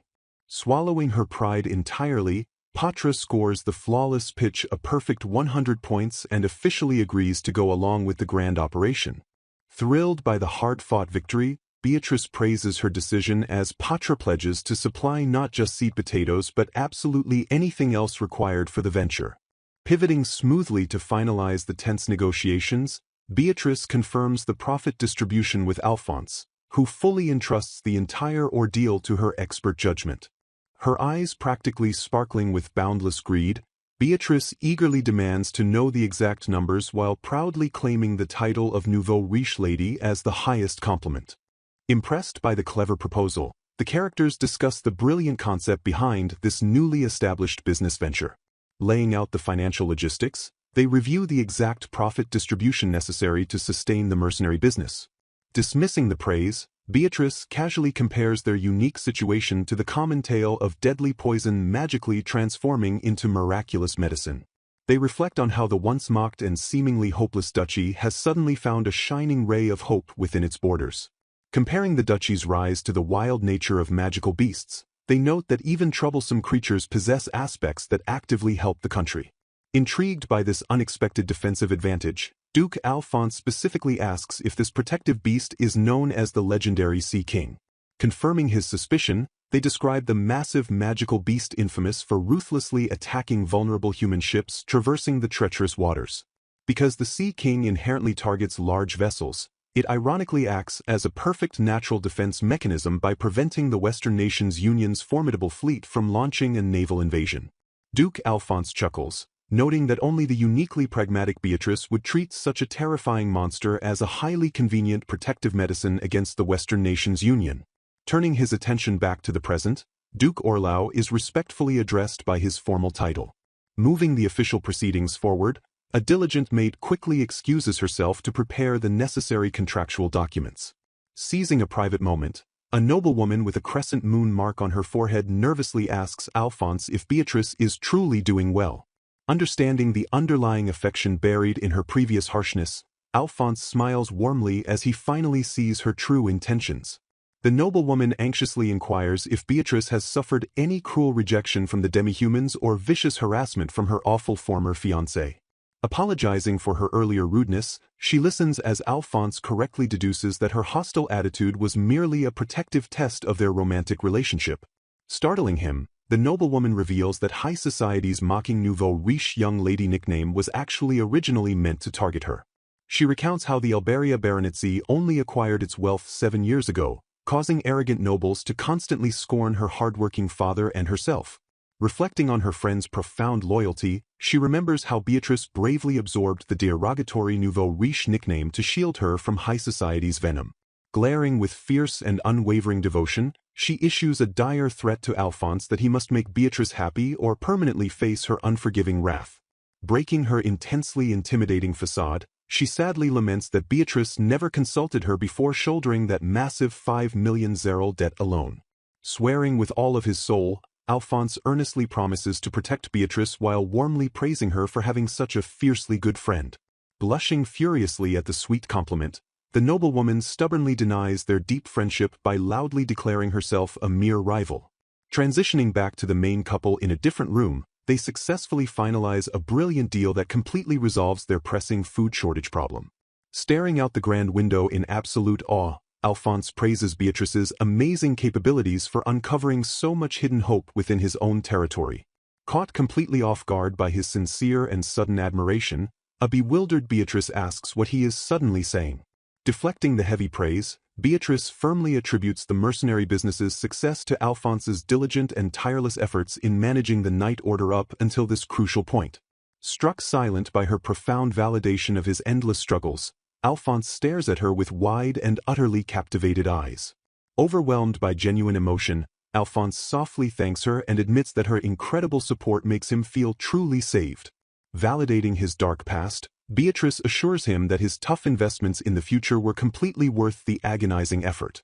Flustered by his dazzlingly cute smile, Beatrice panics internally while completely losing her previously composed train of thought. As Alphonse curiously leans in closer to inspect her flustered state, Beatrice frantically stammers out excuses about running simple estimates for their new mercenary business. Teasing her mercilessly, Alphonse playfully laments her distraction before boldly declaring that she will definitely become his beloved bride. Gently grasping both of her trembling hands in his own, Alphonse softly challenges her lingering doubts with a tenderly murmured question.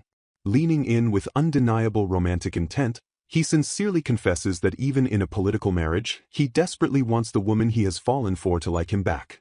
Utterly paralyzed by shock, Beatrice's mind short-circuits as she loudly repeats his intense declaration of having fallen for her. Attempting to desperately mask her massive embarrassment, Beatrice defensively yells that trying to woo her won't earn him a single cent of profit. Trembling with a violently blushing face, She internally panics over this unexpectedly intense and aggressively romantic side of Lord Alphonse. Smiling with irresistible charm, Alphonse smoothly asks if he can start his wooing campaign by officially giving her an affectionate nickname. Persuading her with the flawless logic that becoming closer will make their demanding work go much more smoothly, he successfully earns her hesitant agreement. Closing the physical distance entirely, he affectionately greets his new partner as Betty while she nervously stammers out his newly appointed moniker, "Oh." Clearing his throat loudly, a subordinate abruptly shatters the lingering romantic tension in the room. Apologizing for disrupting the Duke's fun, the knight urgently announces the impending and highly anticipated strategy meeting. Panicking over the sudden delay, Beatrice frantically orders her loyal matron to rapidly prepare for their immediate departure. Fiercely denying her deeply flushed cheeks, the flustered noblewoman attempts to aggressively brush off her maid's gentle teasing. Echoing through her mind, the heavy weight of the Duke's bold romantic confession continues to fiercely resonate. Desperately trying to shift her overwhelming mood, Beatrice fights to forcibly calm her relentlessly racing heart. Haunted by painful past betrayals, she vividly recalls the agonizing treatment inflicted by her former fiancé and her treacherous father. Crushing her own rising hopes, Beatrice silently resolves that a truly happy marriage remains completely impossible for someone like her. Arriving at their imposing destination, the group stands before the heavily fortified and legendary ducal knight garrison. Examining the massive stone architecture, Alphonse smoothly explains that the grand building actively serves as an emergency civilian evacuation shelter. Standing at rigid military attention, the fiercely loyal knights respectfully salute their duke and loudly praise his tireless hard work. Bowing deeply in perfect unison, another highly disciplined subordinate vigorously greets His Excellency upon arrival. Raising a reassuring hand, Duke Alphonse confidently commands his heavily armored troops to instantly stand at ease. Spotting a specific and towering individual in the bustling courtyard, Alphonse purposefully strides forward to initiate contact. Gesturing proudly toward the massive demi-human, Alphonse formally introduces the legendary knight commander Ivar Loa to Betty. Stepping forward with flawless elegance, she politely and fearlessly introduces herself as Beatrice Laplace. Startled by her sudden and unintimidated presence, the towering beastman stares down at the delicate noblewoman in absolute silence. Offering a massive and heavily clawed hand, the imposing commander cautiously greets her with a deep and gruff salutation. Reacting with blinding speed, Beatrice eagerly lunges forward without exhibiting a single trace of natural hesitation. Clasping his massive paw firmly with both of her small hands, she visibly squeezes the heavenly soft fur. Looking up with brightly sparkling eyes, she cheerfully expresses her absolute and unbridled delight at finally meeting him. Internally screaming with explosive joy, she obsessively marvels at the incredibly fluffy fur and the divine feel of his squishy paw pads. Sweating nervously under her intense and unyielding grip, the bewildered commander awkwardly questions how long she intends to hold on. Covering her dangerous fluffy obsession with clever praise, Beatrice smoothly commends his magnificent physical toughness for flawlessly protecting the duchy. Shocked by her genuine warmth and lack of disgust, Ivar suspiciously demands to know if she is secretly terrified. Leaning in closer, the intimidating knight commander specifically questions her inherent fear regarding their beastly demi-human nature. Shattering his doubts entirely, she passionately declares her burning desire to become a noble master completely worthy of their unyielding loyalty. Proudly referencing her beloved maid Shin, Beatrice actively champions the demi-human's incredible capability, unwavering earnestness, and genuine kindness. Overhearing the beautiful and fiercely defensive compliment, a deeply moved Shin bursts into tears of overwhelming gratitude. Beaming with pure and radiant adoration, the devoted maid happily projects absolute loyalty from the protective sidelines. Tilting her head in innocent confusion, Beatrice flawlessly argues that racial differences have absolutely zero bearing on a warrior's true character. Struck completely speechless by her profound and prejudice-free logic, the towering beastman simply stares in absolute, unblinking awe. Gently snapping him out of his stunned daze, she wisely warns the commander that harboring blind prejudice will completely obscure the undeniable truth. Leaning forward with an unwavering gaze, she confidently challenges him to evaluate her true intentions using his own unclouded vision. Dropping to one knee in absolute and heavy submission, Ivar fiercely vows to face Lady Beatrice with completely clear eyes. Humbly admitting his deeply ingrained faults, the fierce warrior openly confesses that his vision had previously been clouded by unfair assumptions. Bowing his mighty head respectfully, Ivar Loa formally and unwaveringly pledges his eternal and absolute loyalty to the fearless noblewoman. Uplifted by his sworn and heavy oath, Beatrice warmly commands him to rise while boldly declaring all demi-humans as true family. Watching the magnificent and flawless display, both Shen and Alphonse proudly marvel at Beatrice's incredible ability to effortlessly capture the commander's fierce heart. Secretly swooning in the background, Beatrice mentally declares that fluffiness is supreme while obsessing over the unforgettable feel of his soft paws.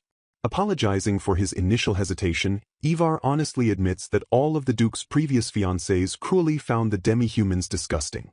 Bowing his massive head, the commander expresses profound gratitude that Lady Beatrice treats them with genuine affection instead of toxic discrimination. Shifting the emotional atmosphere, Ivar redirects their crucial focus toward the upcoming strategic plan for the newly established mercenary corps. Staring intently, Beatrice sharply questions if he feels dissatisfied about aiding the very human territories that ruthlessly oppressed his kind. Smiling with a dark and cunning glint, she thrillingly clarifies that this operation is actually a calculated masterstroke of social revenge. Stunned into absolute silence by her ruthless declaration, the towering beastman just stares down at the brilliant noblewoman in shock. Anticipation crackles heavily in the air as everyone waits eagerly for the cunning strategist to fully elaborate on her thrilling scheme. Laying out her flawless estimates, Beatrice confidently predicts that the overwhelming demand for mercenaries will not decrease for an entire decade. Catching on to her brilliant logic, Ivar realizes that a wildly successful mercenary business will force other territories into absolute dependency. Beatrice shrewdly notes that cheaply trained human knights will never be able to catch up to the overwhelming might of a robust demi-human force. Painting a glorious mental image, she commands him to visualize their former human oppressors desperately bowing their heads and begging for salvation. Grinning with fierce, unbridled approval, the massive commander wholly embraces her absolutely perfect vision of total social revenge. Elaborating further, Beatrice explains that securing the business will drastically elevate the vital societal role and undeniable value of all demi-humans. Unveiling her ultimate masterstroke, she reveals that changing public consciousness will completely eradicate persecution and secure a safe future for demi-human children. Deeply moved by her profound and selfless foresight, an emotional Ivar quietly echoes her vow to protect the innocent children's future. Pounding his armored chest, the commander enthusiastically promises to personally persuade his men while reaffirming his absolute loyalty to her. Flexing a terrifyingly massive fist, Ivar cheerfully threatens to violently persuade any unruly subordinates who stubbornly refuse to listen. Stepping forward with a smooth and reassuring smile, Duke Alphonse boldly volunteers his own strength to help persuade the stubborn members. Pure panic instantly grips Beatrice as she vividly imagines the aristocratic Elle getting violently crushed in hand-to-hand combat against beastmen. Leaning in closely to shatter her fears, the loyal Mädchen softly reveals that His Excellency is actually the strongest warrior in the duchy. Patting his stomach with a hearty chuckle, Alphonse playfully jokes that his large physique is not just useless fat. Shocked beyond belief, Beatrice asks if he is truly stronger than Ivar, prompting the humbled beastman to admit his complete defeat. Laughing off the intense revelation, Alphonse casually dismisses any direct connection between his physical weight and his devastating combat prowess. As peaceful days rapidly pass, vital potato crops are actively transported across the duchy while formidable equipment is systematically prepared. 3 months fly by as the highly anticipated deployment to Alberia is finally decided, though a massive logistical hurdle immediately presents itself. Highlighting the critical obstacle, the narrative explicitly notes that reaching Alberia requires their entire force to physically march through rival territories. A booming announcement violently shatters the courtyard's peace, formally heralding the grand arrival of Duke Alphonse Orlau and his esteemed party. Stepping out from his grand estate, the pompous Baron James Dolan loudly and theatrically welcomes the immensely powerful Duke to his lands. Feigning perfect aristocratic humility, Alphonse gracefully and politely thanks Baron Dolan for such an exceedingly warm and generous reception. Bowing with exaggerated and slimy respect, the Baron loudly proclaims what a massive honor it is to host the famously renowned Duke. Shifting his calculating and vicious gaze, the Baron's eyes instantly lock onto the elegant woman standing quietly at the Duke's side.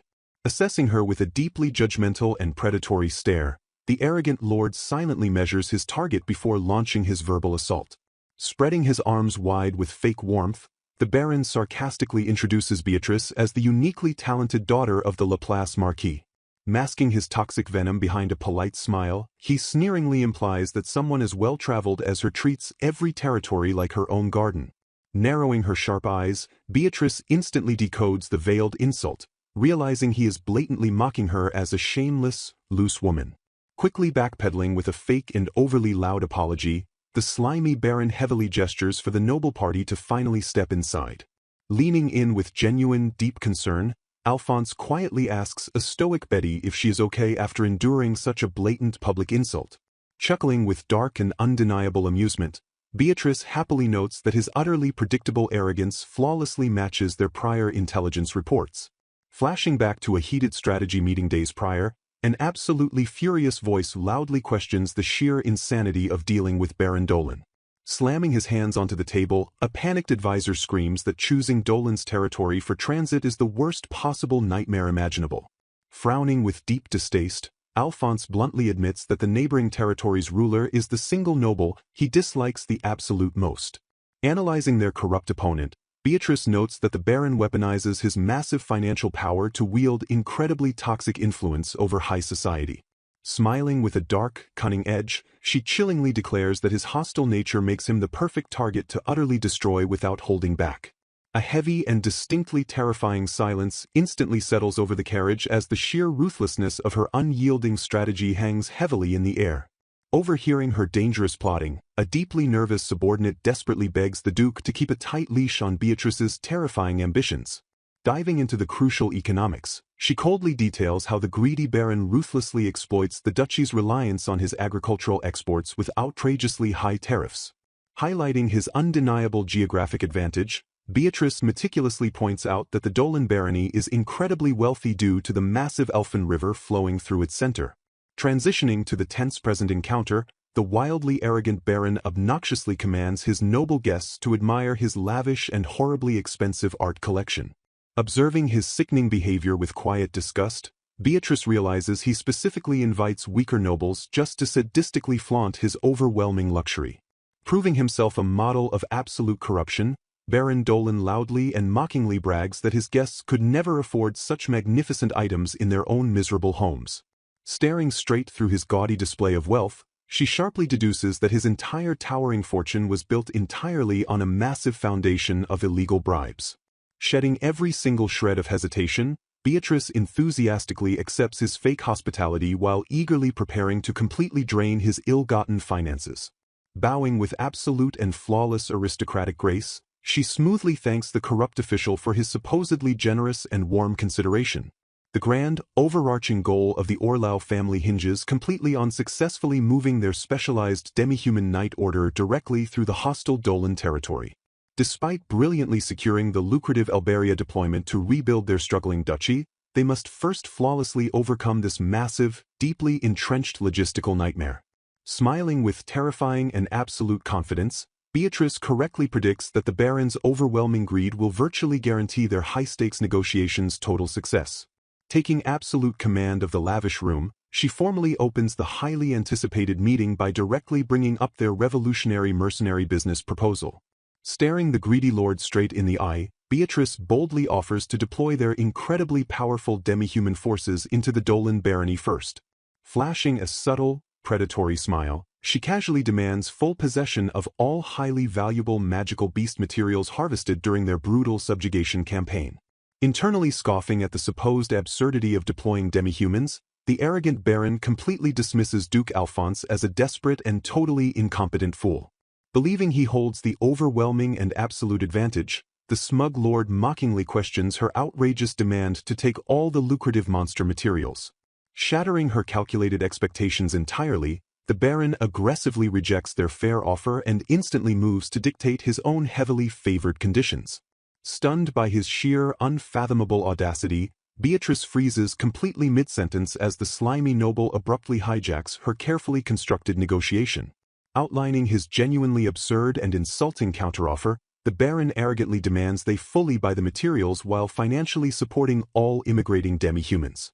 The entire room erupts in absolute, ringing shock as the corrupt official casually dictates that the struggling Orlau duchy must bear every single outrageous operational cost.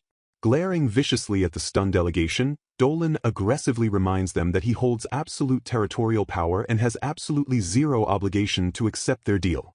Maintaining her flawless composure, Beatrice desperately urges him to be reasonable and accept their highly beneficial military assistance against the violently rampaging beasts. Realizing the man is an unfathomable and completely lost fool, Beatrice coldly watches as the arrogant baron prematurely orders his servants to violently kick them out. Issuing one final, undeniably icy warning, Beatrice firmly presses the deeply delusional lord to strongly reconsider his incredibly self-destructive and foolish decision. Glancing at her with utterly sickening and predatory intent, the vile baron suggestively purrs that he might reconsider if she offered him deeply personal services. A highly dangerous and instantly explosive aura violently erupts from the Orlau delegation as the baron's crossing of the line hangs heavily in the freezing air. Refusing to entertain his absolutely sickening disrespect for even a single second longer, Beatrice sharply commands a seething Alphonse to leave the hostile estate immediately. Enraged beyond belief by her sudden and completely dismissive departure, the vile baron violently screams a series of incredibly degrading insults at her retreating back. Ignoring his pathetic echoing tantrum, Beatrice coldly predicts that the foolish lord's heavily armored facade will violently crumble once grim reality truly sets in. Smirking with absolute and totally delusional certainty, Dolan confidently assures himself that the supposedly desperate duke will eventually come crawling back to beg. Plotting his next exceptionally cruel move, Dolan plans to fully leverage his anti-Queen faction allies to financially isolate and utterly crush the despised Orlau family. Seething with explosive, violently bubbling rage, a deeply furious Alphonse aggressively begs his fiancée for immediate permission to brutally punch the wildly arrogant lord.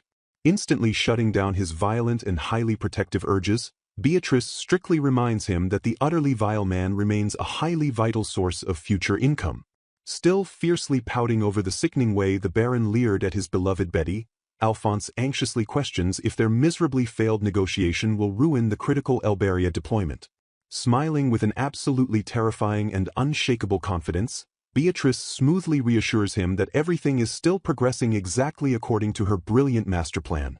Outlining her brilliant strategy, Beatrice calmly explains that dealing directly with Baron Dolan was necessary to prevent him from extorting a massive passage fee. Nodding in grim agreement, Alphonse passionately expresses his deep hatred for selfish nobles who hoard military wealth while ruthlessly oppressing the common people. 2 tense weeks later, a nervous merchant violently bows his head to issue a frantic apology to an unimpressed Baron Dolan. Glaring down at the pathetic man, the arrogant baron sharply demands an explanation for the sudden failure to deliver his requested tea leaves. Trembling under the lord's heavy gaze, the merchant nervously reveals that the estate's highly cultivated tea leaves were completely ravaged by magical beasts. Frowning in pure confusion, Dolan points out that those specific cultivation zones should be heavily protected by flawless magical beast countermeasures. Deciding to graciously let the incident slide, the greedy noble aggressively demands that the merchant sell him the next order at exactly half the usual price. Seizing the perfect opportunity, the cunning merchant smoothly advises the baron to sell off his territory's wheat supply to capitalize on rising regional prices. Satisfied by the lucrative tip, Dolan casually asks the merchant to report on the current socio-political situation within the neighboring territories. Ignoring the desperate needs of his own commoners, the callous lord greedily agrees to sell his massive stockpiled surplus of wheat for immediate profit.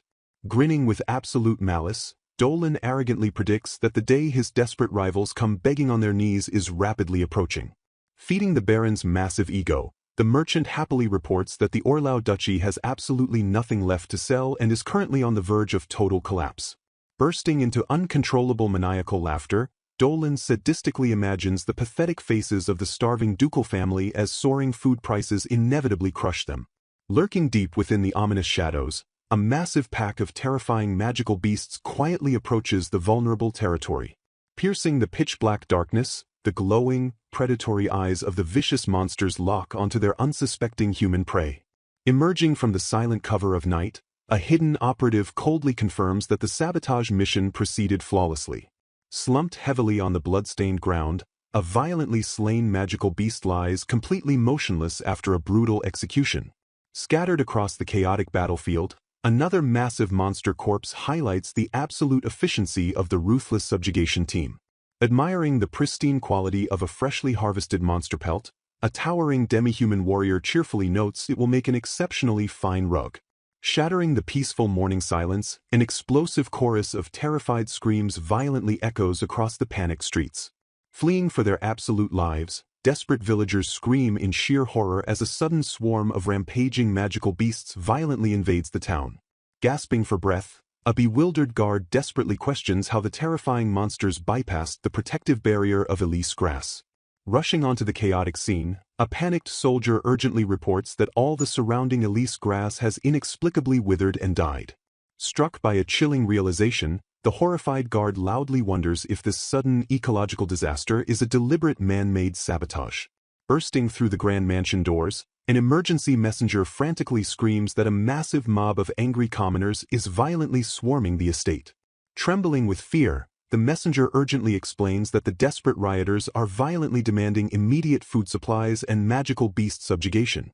Completely ignoring the devastating monster threat, a furious Dolan selfishly orders his elite knights to violently suppress the starving commoners and protect his property.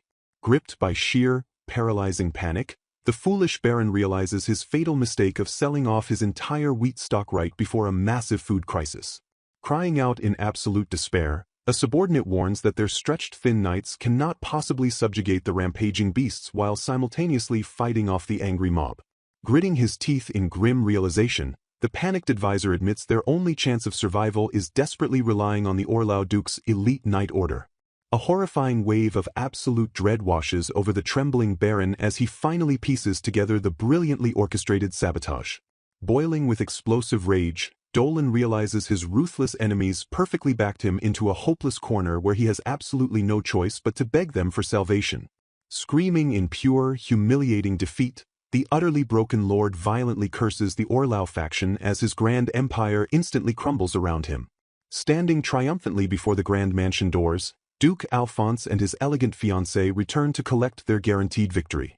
Sweating profusely in sheer desperation, a deeply humbled Baron Dolan frantically attempts to fast-track the previously rejected mercenary business contract.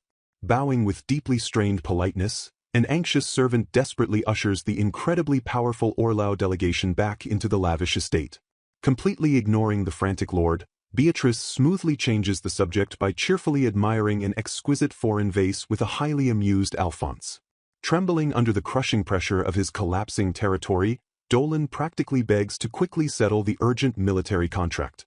Smiling with an absolutely terrifying level of absolute control, Beatrice cheerfully feigns utter ignorance as she continues to leisurely browse his lavish collection. Flawlessly turning the tables on the pathetic man, Beatrice coldly reminds the panicked baron that unlike him, they are incredibly busy people with no time to waste. Feigning polite disappointment, Beatrice smoothly suggests they should take their leave since the previously hospitable baron appears far too busy today. Panicking at the immediate threat of their departure, the desperate baron frantically begs them to wait while Beatrice innocently questions his supposedly busy schedule. Trembling under the crushing weight of his crumbling territory, Dolan nervously stammers his agreement while desperately insisting he has time for them. Flashing a terrifyingly sweet smile, Beatrice cheerfully agrees to stay a while longer provided he favorably considers their demanding mercenary contract.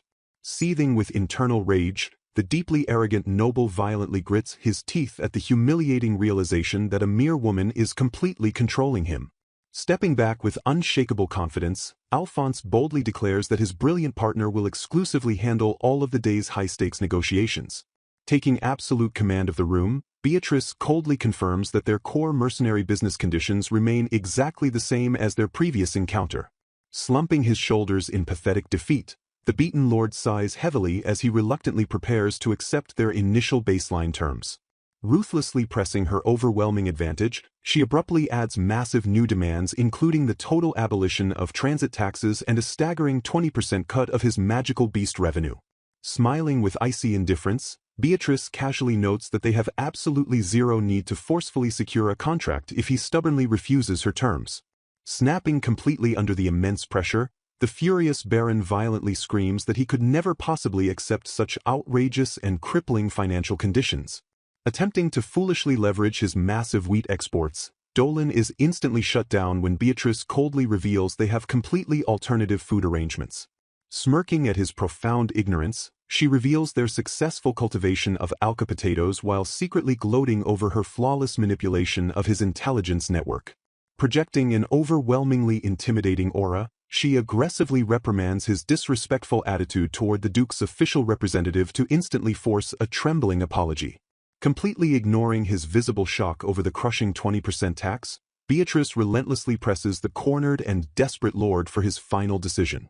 Deciding his hesitation is entirely unacceptable, she coldly declares the negotiation over and firmly commands Alphonse to leave the premises immediately.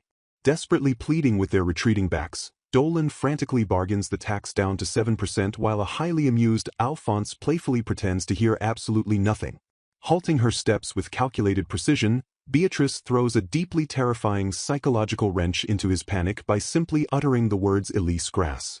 A suffocating and utterly dead silence instantly fills the lavish room as the violently trembling Baron freezes in absolute, paralyzing terror. Turning back with a predatory gaze, she smoothly interrogates the sweating lord about his extensive knowledge of the highly regulated beast-repelling herb. Circling her trapped prey, she sharply reminds him that the kingdom strictly regulates the cultivation of the powerful plant by absolute and unbreakable law. Internally celebrating her flawless intelligence gathering, she identifies his illegal cultivation of the warding grass as his single greatest and most destructive weakness. Mentally cataloging his endless crimes, she notes how his illegally planted grass selfishly redirected ravenous magical beasts directly into the defenseless commoner's farmlands. Staring straight into his violently shaking soul, she silently acknowledges that his deeply corrupt and selfish actions actually constitute an immediate capital offense. Relishing the absolute power of her hidden knowledge, she cheerfully watches the thoroughly broken lord stammer in sheer, unadulterated fear of the unknown. Speaking in deeply terrifying and cryptic metaphors, she chillingly warns the supposedly safe noble that a devastating storm will eventually shatter his perfectly clear sky. Leaning in closely to deliver the final psychological blow, she ruthlessly forces him to vividly imagine the violent, deadly consequences of his dark secret being exposed. Smiling behind a mask of perfect aristocratic grace, she internally gloats over her brilliant masterstroke of destroying his grass and flawlessly manipulating his trusted merchant. Scrambling desperately to salvage his miserable life, the panicking Baron hysterically raises his offer to 12% while she coldly feigns sudden deafness. Sweating profusely under her merciless gaze, Dolan fearfully begs to know if keeping his capital crime a secret is officially included in their brutal deal. Flashing a perfectly innocent smile, she smoothly promises that nobody else needs to know as long as they totally avoid interfering in each other's respective businesses.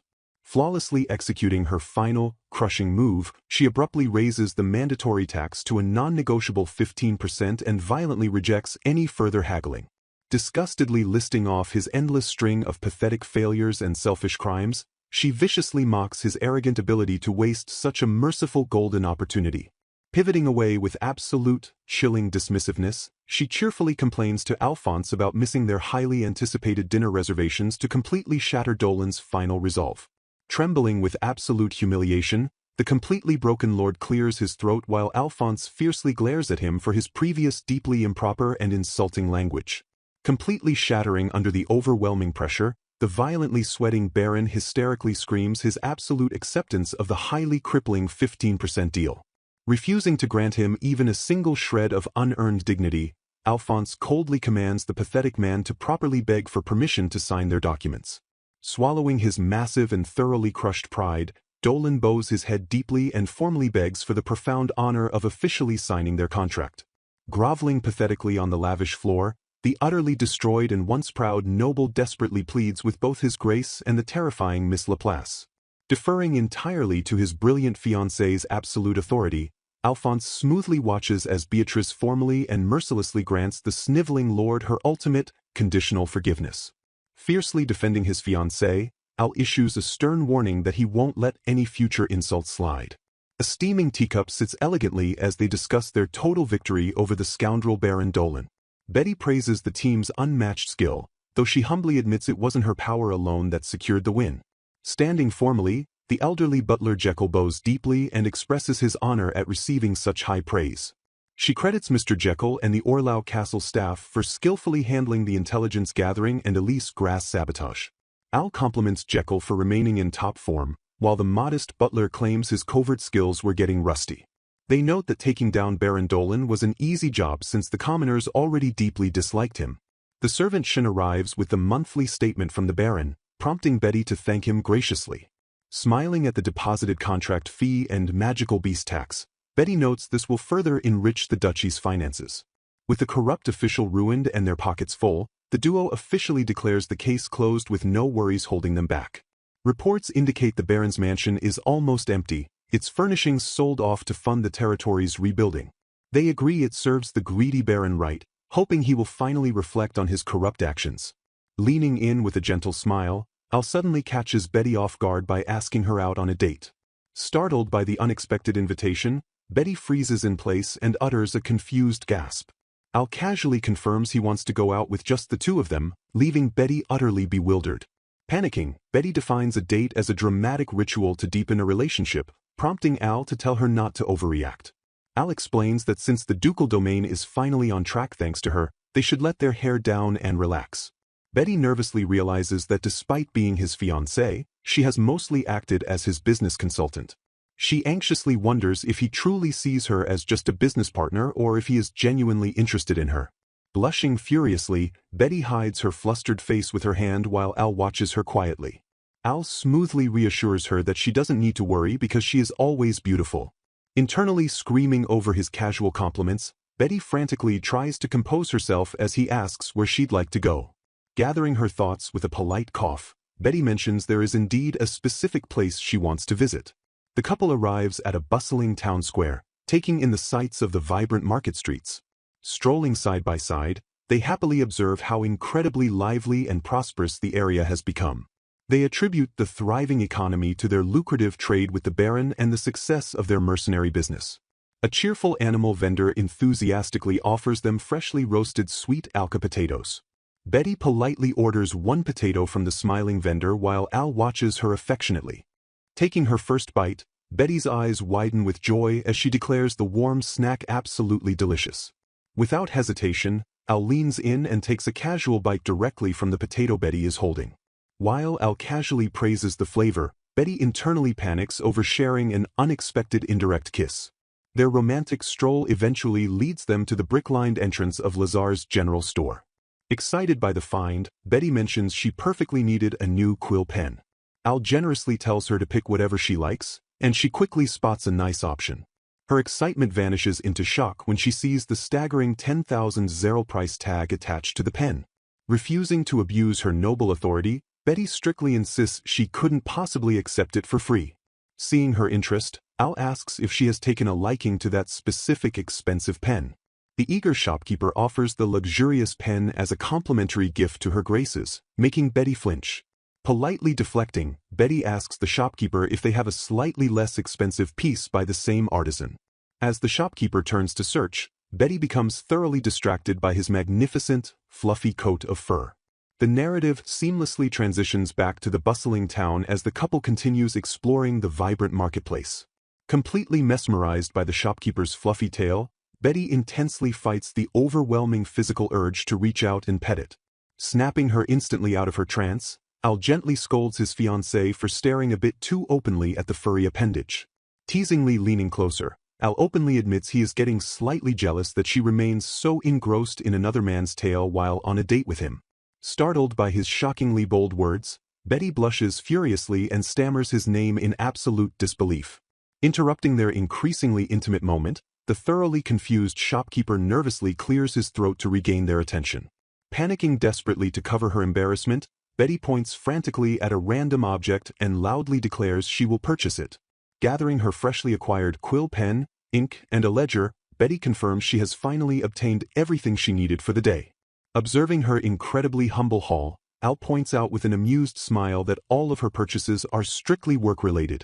Looking down at her simple items, Betty sheepishly admits that unlike a normal lady who desires jewels or dresses, practical supplies are all she genuinely wants. Feeling suddenly self-conscious about her pragmatic nature, she softly apologizes for being such an unromantic woman on their very first official outing. Dark memories violently flash through her mind as she painfully recalls Prince Jeremy's cruel insults mocking her frugal habits as actions unbecoming of a noble. Snapping anxiously back to reality, Betty nervously babbles that a typical date usually involves grand gestures like watching an elegant opera or dancing at a lavish ball. Spiraling into deep self-doubt, she silently worries that Prince Jeremy was absolutely right about her boring obsession with work until Al warmly interrupts to assure her he is having immense fun. Quickly brushing off her lingering insecurities, Betty offers a hesitant smile and dismisses her gloomy internal thoughts entirely. Gazing deeply into her eyes, Al earnestly promises that he can easily enjoy himself anywhere in the world as long as he remains by her side. He gently reassures her that staying completely true to her practical self is perfectly fine and wonderfully endearing to him.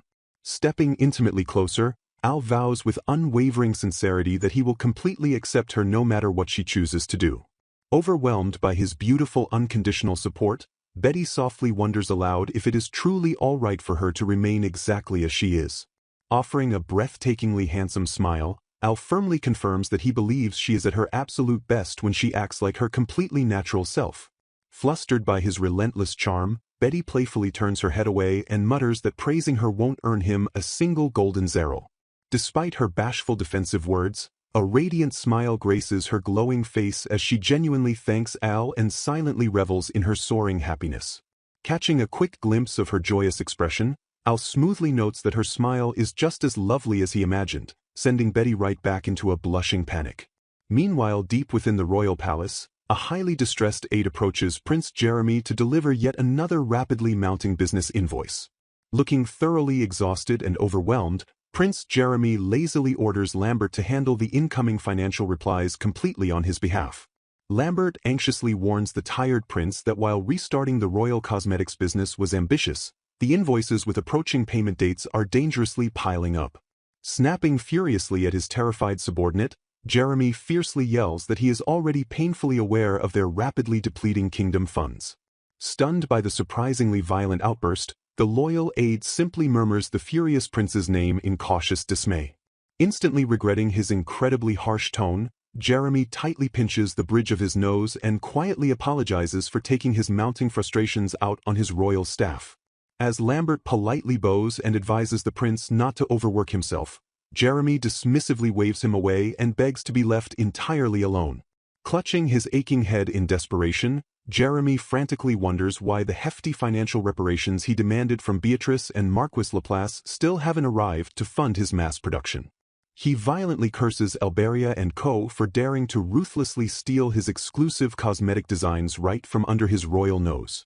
Seething with uncontrollable rage, Jeremy realizes the rival company launched an identical product first, sparking vicious high society rumors that the royal cosmetics are merely inferior knockoffs.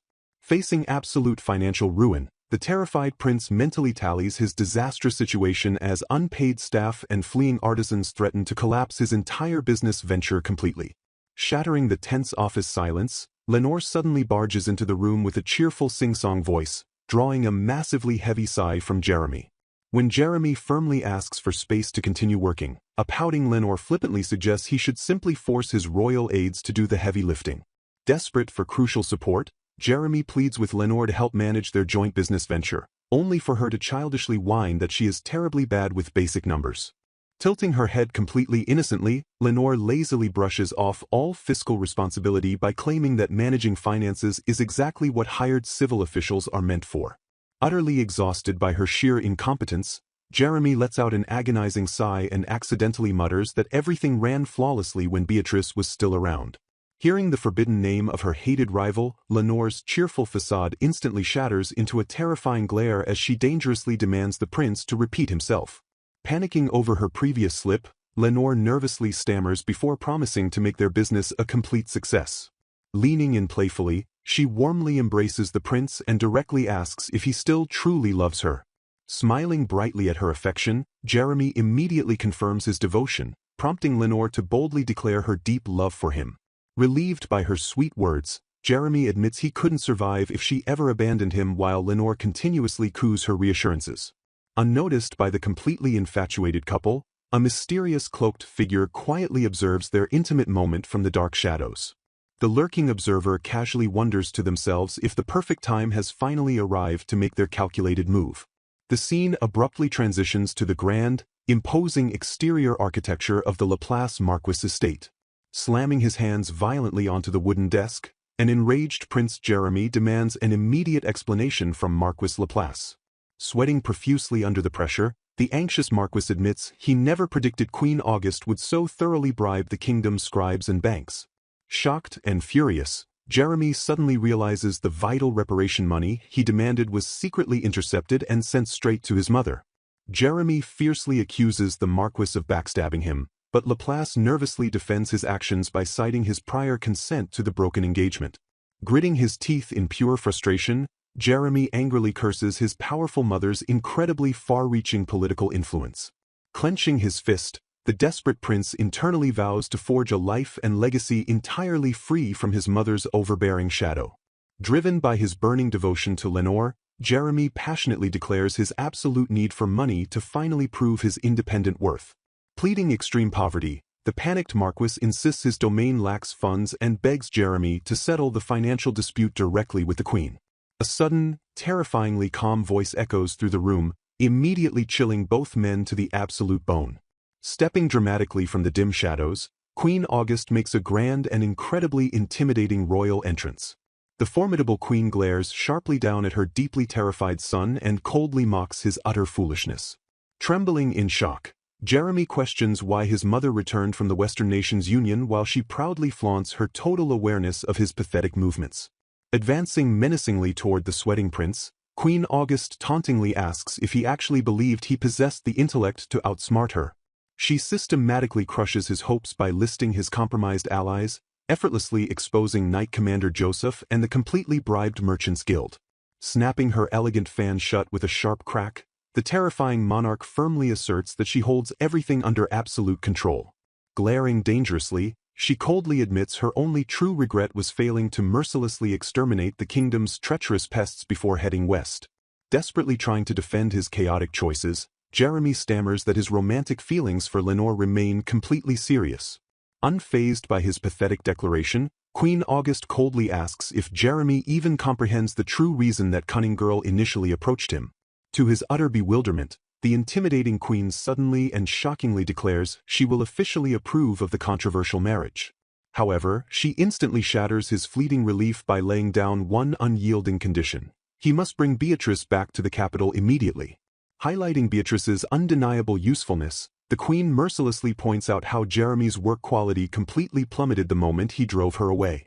Refusing to accept any weak excuses, the Queen forcefully commands him to make Beatrice his official concubine if he refuses to make her his wife. Frozen in absolute disbelief, Jeremy stares blankly at his mother as the heavy, crushing gravity of her humiliating order completely sinks in. Leaning forward with terrifying authority, Queen Auguste clarifies that completing this impossible task is his only remaining chance to redeem his colossal failures. She coldly orders him to leave her sight at once, issuing a final dangerous warning that she will never repeat herself. As the thoroughly terrified prince frantically scrambles away, the queen slowly turns her piercing, deadly gaze directly toward Henrik Laplace. She dangerously reminds the trembling Marquis of their original binding contract to heavily support his estate in exchange for Beatrice and Jeremy's royal engagement. Sweating bullets, Laplace desperately attempts to blame his cowardly betrayal on being violently threatened by the unhinged Prince Jeremy. Cutting off his own pathetic excuses, Laplace nervously tries to argue that an arrogant child like Beatrice wouldn't have changed the kingdom's fate anyway. Instantly radiating deadly killing intent, the terrifying queen coldly asks if the foolish Marquis is daring to call her a remarkably poor judge of character. Dismissing the trembling man completely, Queen Auguste openly mocks the sheer idiocy of carelessly marrying a generational talent like Beatrice off to Alphonse's remote territory. She darkly warns that revitalizing that specific volatile area could easily unite the demi-humans and inadvertently spark a disastrously bloody second war. Pondering the severe geopolitical threat aloud, the Queen acknowledges that Beatrice's unmatched business skills could easily and dangerously restore Duke Orlau's entire domain. Glaring ominously, Queen Auguste warns that the Duke Orlau domain of Saltwood is a volatile powder keg filled with dangerous demi-humans who deeply resent the human race. Trembling in abject terror, Henrik desperately apologizes to the queen as she furiously wonders aloud how she should unleash her overwhelming anger. Calculating her next ruthless move, the formidable monarch decides she will use the foolish Prince Jeremy as a pawn to investigate the territory. Panicking royal attendants desperately cry out for His Highness as he storms aggressively down the Grand Palace corridor. Ignoring their frantic pleas, an exasperated Prince Jeremy loudly announces he is heading straight into the dangerous territory of Saltwood entirely alone. Muttering nervously under his breath, Jeremy vows to drag Beatrice back at all costs, viewing her purely as a convenient sacrificial pawn to save his own skin. Meanwhile, in a peaceful garden, Lillian casually remarks that the Orlau Duchy's new mercenary corps has rapidly built quite an impressive public reputation. Smiling brightly over a steaming cup of warm tea, Beatrice listens intently as her close friend shares the glowing high society rumors.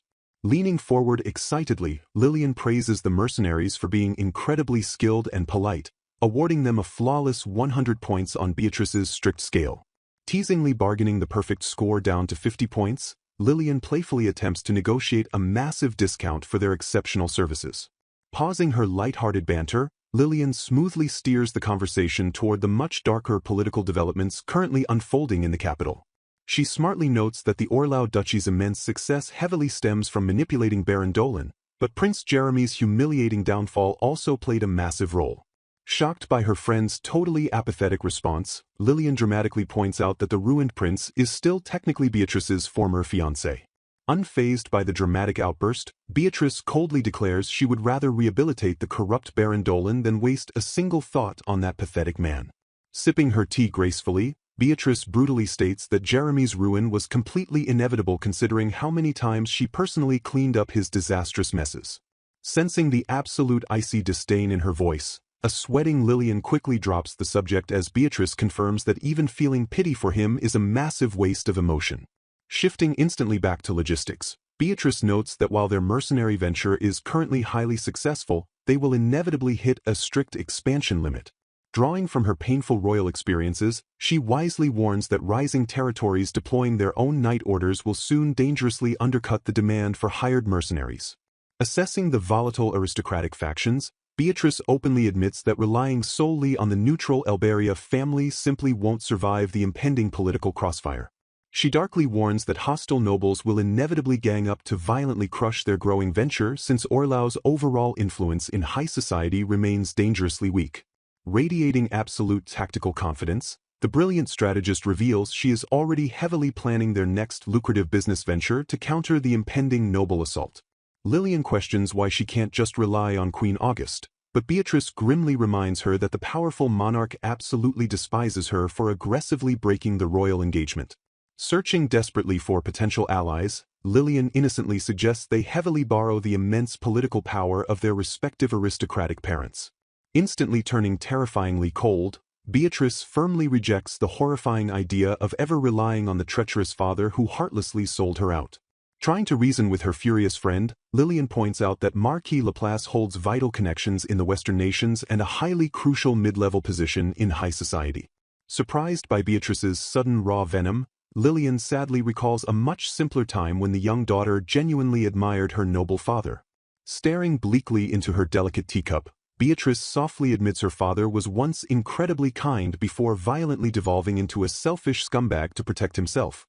She solemnly reveals that his tragic downward spiral began immediately after her mother's sudden death and worsened when his second wife selfishly ran off. While her broken father drowned his immense sorrows in endless alcohol, Beatrice bravely stepped up to rebuild the crumbling market while solely caring for young Fiona. Listening sympathetically to the heartbreaking backstory, Lillian gently tries to bridge the massive emotional gap between the estranged father and daughter. Realizing her own aggressive competence likely wounded her insecure father's fragile pride, Beatrice admits they haven't shared a single proper conversation since those dark days. Refusing to forgive his ultimate betrayal, Beatrice stubbornly declares that their sacred familial bond was permanently severed the exact moment he selfishly sold her off. Sighing at her friend's immense stubbornness, Lillian wisely notes that the powerful blood bond between a parent and child is unfortunately almost impossible to truly sever. Finishing their deep emotional conversation, a smiling Lillian politely thanks Beatrice for the delicious meal and warmly announces she is finally heading home. As Lillian heads gracefully toward the grand exit, she unexpectedly runs right into Alphonse, who politely greets the departing Lady Elberia. Thanking Duke Orlau for his kind concern, Lillian notes he is heading outside for business while Al warmly recognizes her as Betty's deeply cherished friend. Watching Al's retreating back, Beatrice softly realizes he was incredibly considerate by purposefully giving the two friends ample space to talk privately. Suddenly pausing mid-step, Beatrice's sharp senses violently catch something completely out of the ordinary drifting through the grand hallway. As a confused servant asks what is wrong, Beatrice's eyes widen in sheer panic upon distinctly catching the unmistakably sweet scent of a foreign woman's perfume lingering in the air. Gripped by sudden icy dread, Beatrice frantically questions if her devoted fiancé Al could actually be cheating before desperately trying to convince herself that such a terrible betrayal is absolutely impossible. Recalling his mysterious nighttime departures, Beatrice stares thoughtfully into the distance as lingering doubts begin to slowly cloud her mind. Snapping completely out of her daze when Al warmly welcomes her back, Betty quickly brushes off her internal thoughts with a reassuring smile. Gazing softly into her fiancé's eyes, she warmly affirms his comforting presence while quietly attempting to mask her sudden emotional unease. Firmly clenching her delicate fist, Beatrice mentally scolds herself for feeling insecure and fiercely reminds herself that Al is absolutely nothing like the treacherous Prince Jeremy. Despite fiercely knowing his true loyal character, a heavy shadow of deep anxiety still painfully clouds her troubled heart. Gripping her elegant dress tightly, she painfully acknowledges that the deep emotional wounds from her past romantic betrayal have yet to completely heal. Slapping her own cheeks with sudden fiery determination, she ruthlessly reminds herself that wallowing in useless insecurity won't earn her a single golden zero. Surprised by the sudden polite interruption, Betty blinks in complete confusion as a loyal servant unexpectedly delivers a personal letter addressed directly to her. Breaking the official wax seal, she delightfully realizes the sweet handwritten letter is from her beloved younger sister Fiona asking about the rapidly changing seasons.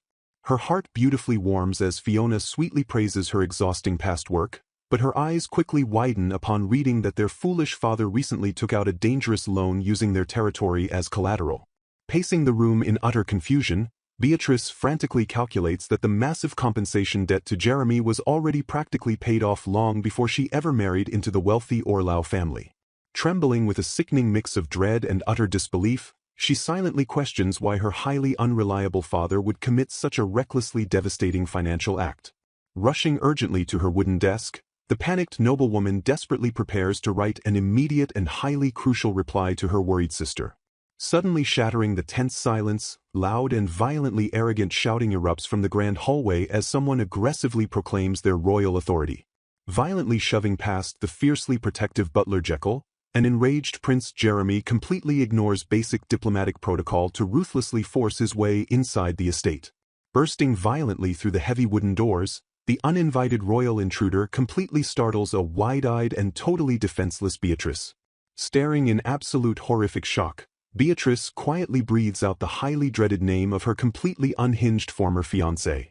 Offering a sickeningly casual greeting, Prince Jeremy arrogantly smirks at the terrified young woman he once ruthlessly and publicly discarded. Demanding swift answers with a hardened glare, Beatrice coldly questions why the arrogant prince has suddenly decided to aggressively invade her peaceful new life. Dark memories violently flash through her traumatized mind, vividly recalling the agonizing moment he cruelly humiliated her and disgustingly called her a pathetic wench. Shamelessly attempting to completely rewrite their bitter history, Jeremy pathetically apologizes and wildly claims his agonizing days without her have finally proven her undeniable greatness. Dripping with absolute sarcastic venom, Beatrice formally bows and coldly reminds the foolish man she is merely a nouveau riche lady completely unworthy of his majestic royal presence. Lunging forward to forcefully grab her delicate chin, the desperate prince breathes out a wildly inappropriate and highly uncomfortable compliment about her soaring beauty. Slapping his filthy hand away with pure disgust, she fiercely calls out his pathetic hypocrisy for demanding her return only after his own massive kingdom plunged into utter ruin. Sweating profusely under her highly murderous glare, the cowardly royal pathetically begs for her unconditional forgiveness and desperately pleads for her immediate return. Shattering any lingering illusion of basic respect, Jeremy horrifically demands she return as his mere concubine, instantly pushing Beatrice's simmering rage into a state of terrifyingly serene detachment. Completely missing her deadly aura, Jeremy foolishly claims she worked hard to officially become crown princess, prompting her to coldly declare her immense sacrifices were absolutely never for his sake. Pointing firmly toward the grand exit, an absolutely freezing Beatrice sharply commands the highly disgraced prince to leave her sight immediately. Unleashing years of deeply repressed trauma, she fiercely details her agonizingly sleepless nights juggling endless territory affairs while enduring the queen's utterly ruthless Spartan training. Standing extremely tall with unbroken pride, she fiercely explains that every single agonizing effort was solely designed to fiercely protect her vulnerable family's highly fragile political standing. Glaring with absolutely unmatched intensity, she viciously asks what kind of completely insane person would ever voluntarily subject themselves to such endless living hell. Ruthlessly dismantling his massive royal ego, she angrily reminds him that he constantly drained her precious free time while shallowly mocking her highly frugal habits and simple appearance. Stepping aggressively forward, she brutally forces the completely stuttering prince into absolute silence by fiercely demanding to know what he ever actually did to genuinely support her. Turning her back on the completely pathetic man in utter disgust, she coldly admits she never once felt a single fleeting moment of genuine peace while standing by his side. Radiating absolute, unwavering loyalty, Beatrice proudly declares her sacred engagement to Lord Alphonse and fiercely rejects his highly insulting concubine offer completely. Completely losing his highly fragile composure, the terrified prince violently screams in absolute desperation that he still selfishly needs her unparalleled management skills. Sweating profusely and visibly shaking, Jeremy horrifyingly confesses that the terrifying Queen Auguste will literally murder him if he fails to successfully drag Beatrice back to the unforgiving capital. Stripped of all remaining royal dignity, he pathetically begs her to violently manage his collapsing territory and desperately promises she never even has to look at him as a real man. Violently snapping under the immense pressure, Jeremy lunges forward and forcefully grabs her delicate arm as she instantly cries out in sudden sharp pain. Tightening his painfully bruising grip, the highly unhinged prince glares with absolute deranged jealousy and dangerously demands to know if she has genuinely fallen for that mercenary bastard. Aggressively gripping her arm, Jeremy wildly demands to know if Beatrice has actually fallen for that bastard. Leaning in with an arrogant smirk, the condescending prince claims he must surely be more her type than that fat ass. Mocking Alphonse's heavy appearance, the cruel royal sneers that the duke must be living luxuriously while carelessly letting his domain fall into utter ruin. Flaunting his supposedly superior looks and royal status, Jeremy shamelessly promises her a life of endless luxury if she agrees to become his lowly concubine. Staring at him with absolute silent disbelief, Beatrice listens as Jeremy arrogantly insists she is far better off with him than her current fiancé. Breaking her icy silence, Beatrice bluntly and fearlessly informs the shocked crown prince that he is actually incredibly ugly. Completely blindsided by her brutal direct insult, Jeremy freezes in absolute stunned silence with a ridiculous expression painted across his face. Staring him down without a shred of hesitation, Beatrice calmly acknowledges the factual reality that Al is indeed plumper than the average nobleman. Softening her intense gaze into a beautiful warm smile, she proudly declares that despite his heavy appearance, Al is fundamentally kinder than anyone else. Holding her delicate hands gracefully, she passionately explains that she completely opened her guarded heart to him regardless of shallow things like looks or money. Radiating pure admiration, Beatrice notes that Al treats everyone equally, never forces her into uncomfortable situations, and genuinely listens to his people. Pointing firmly to the domain's spotless official records, she confidently reveals that citizen complaints have miraculously dropped to near zero under Al's leadership. Stating that the grateful citizens truly understand his immense worth, she praises how relentlessly Al and his brave knights fight to protect the vulnerable territory. Blushing softly as her heart flutters beautifully, Beatrice cherishes how Al always properly acknowledges her exhaustive efforts and thoughtfully pays attention to her smallest details. Turning her fierce glare back toward Jeremy, she sharply emphasizes that unlike the arrogant royal, her humble duke never once boasts about his incredible achievements. Unleashing her absolute full fury, Beatrice fiercely proclaims that Al possesses a far more beautiful heart and is an infinitely more handsome man than the pathetic prince. Boiling with uncontrollable explosive rage at her massive insult, Jeremy angrily screams in utter disbelief that she actually desires to become that pig's loyal bride. Refusing to back down a single inch, Beatrice coldly reminds the deeply furious prince that she is already officially engaged to the powerful Duke of Orlau. Briefly lowering her eyes in quiet contemplation, she sadly admits to herself that she still doesn't know if Al genuinely wants her as his permanent wife. Quickly dismissing her lingering internal doubts, she warmly smiles while reflecting on the beautiful everyday life they have carefully built together in their own unique way. Glaring with absolutely fiery, unwavering determination, Beatrice fiercely declares that the only man she truly wants by her side is Lord Alphonse Orlau. Pointing aggressively toward the grand exit, she fearlessly threatens to violently throw the raging royal out of her estate if he refuses to leave immediately. Snapping completely under the immense crushing pressure of her total rejection, Jeremy viciously lunges forward to physically attack her. Screaming like an absolutely deranged madman, the violent prince furiously commands her to shut up and forcefully tries to drag her away against her will. Before Jeremy can violently pull her, a massive and terrifyingly powerful voice dangerously demands to know who the crown prince thinks he is touching. A deeply imposing and dangerously silent shadow completely engulfs the screaming prince as overwhelming heavy killing intent suddenly floods the entire tense room. Violently seizing the paralyzed prince's shoulder, the massive figure glares down with terrifyingly cold eyes that promise absolute lethal destruction. Staring up in absolute wide-eyed relief, a deeply shaken Beatrice softly breathes out her beloved fiancé's name as he miraculously arrives. Instantly dropping his terrifying deadly aura, Al gently turns his warm gaze toward Betty and anxiously asks if the crazed intruder managed to hurt her. Stepping highly protectively in front of his trembling bride, Al softly apologizes for making her experience such a terribly frightening ordeal.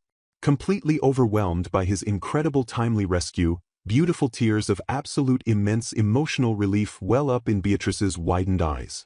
Casually turning his immense hulking frame back toward the terrified royal, Al effortlessly tosses Jeremy aside while the cowardly prince pathetically stumbles backward.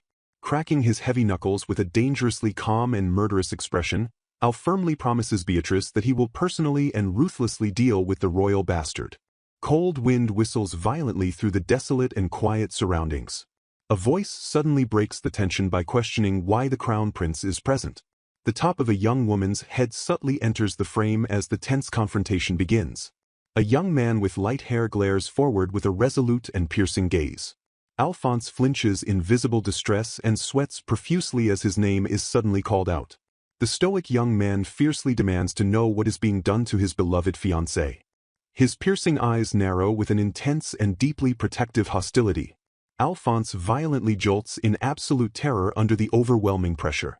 He aggressively demands Alphonse hand her over since she belongs to him, prompting a tense refusal that Betty is not an object. Alphonse snaps back furiously, desperately reminding his opponent of how terrifying their mother truly is. The stoic young man coldly dismisses Alphonse's fear as a personal problem that has absolutely nothing to do with them. Towering beastmen guards step up behind a trembling Alphonse, demanding that His Highness Jeremy take his leave immediately. A fierce lion beastman firmly warns the prince that leaving quietly would be much wiser for his own safety. Outraged by their blatant defiance, Jeremy spits curses at the guards, calling them filthy beasts. Jeremy frantically flaunts his royal title against their threats of force, warning them not to approach his wife. The beastman stands his ground and repeats his menacing warning for the prince to leave quietly. Jeremy's absolute disgust peaks as he aggressively glares at the formidable beastmen blocking his path. He desperately invokes his crown prince title once more as the beastmen threaten to use physical force against him. Unfazed by the escalating threats, the young man swiftly pulls out a small recording device to trap his enemies. The device aggressively plays a frantic confession regarding a terrifying mother and a duke's ruined territory. The recording continues to expose vicious gossip about a corrupt noble living luxuriously off squeeze taxes while his duchy struggles. A dark, recorded voice menacingly questions what would happen to the listener under such dire circumstances. The young man coolly points out the devastating consequences if this scandalous tape were played in social circles or reached their mother's ears. He smugly remarks that they unfortunately cannot just let such damaging words slide. Completely broken by the blackmail, a weeping Alphonse frantically agrees to leave immediately. He beams triumphantly but insists they must receive adequate compensation for all the insults before Alphonse can just walk away. He casually ponders aloud exactly how much compensation would be appropriate for the severe damages. Betty steps into the conversation with a sharp gaze, coldly suggesting an amount that ensures their relationship doesn't deteriorate further. She chillingly warns Jeremy to choose his answer carefully during this frightening high-stakes negotiation. The consequences are laid bare as a warning states that getting the amount wrong means it is completely over for him. Flashing deceptively sweet smiles, the formidable couple cheerfully asks for the final sum. Alphonse breaks out in a heavy cold sweat, utterly cornered by their flawless extortion tactic. The victorious couple happily agrees to settle on the unspoken but clearly devastating amount. A thoroughly traumatized Alphonse frantically orders his guards to get these terrifying people away from him. They promise to deliver the formal invoice later, casually musing that the slightly insufficient compensation will just have to do. Alphonse clicks his tongue in total defeat as they bid His Highness a distinctly mocking farewell. With the immediate threat neutralized, the young man gently turns to Betty to offer her a sincere apology.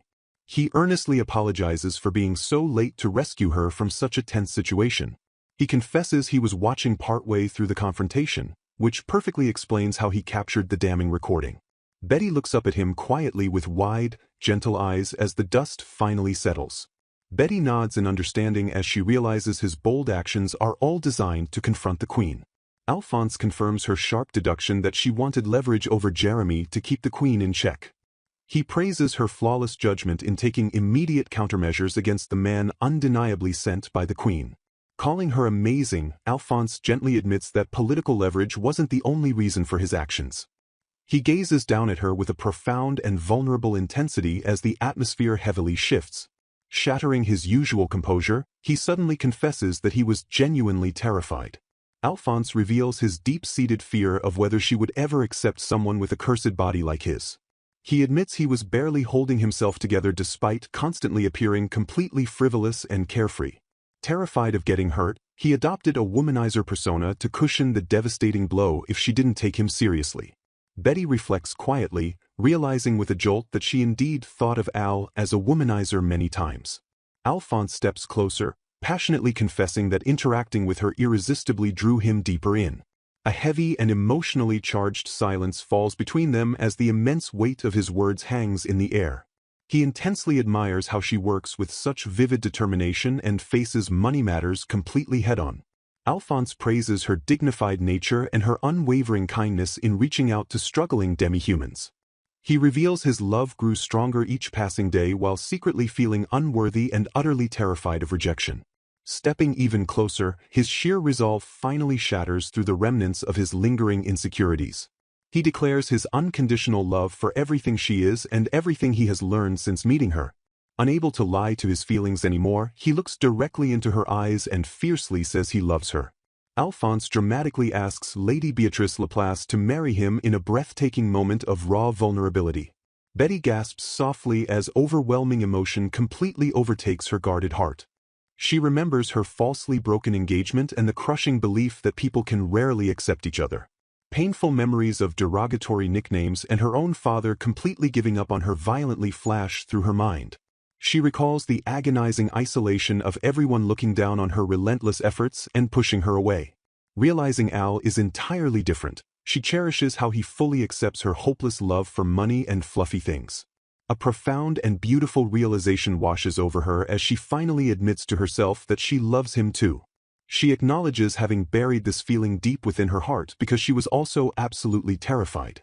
The paralyzing fear of breaking their delicate relationship and losing him kept her from fully embracing her undeniable love. Shattering her fears at last, Betty softly but firmly says yes to his heartfelt proposal. She tearfully asks him to take care of her forever as she genuinely longs for true happiness by his side. Overjoyed servants watch from the sidelines, deeply moved and celebrating that their beloved lady has finally found happiness.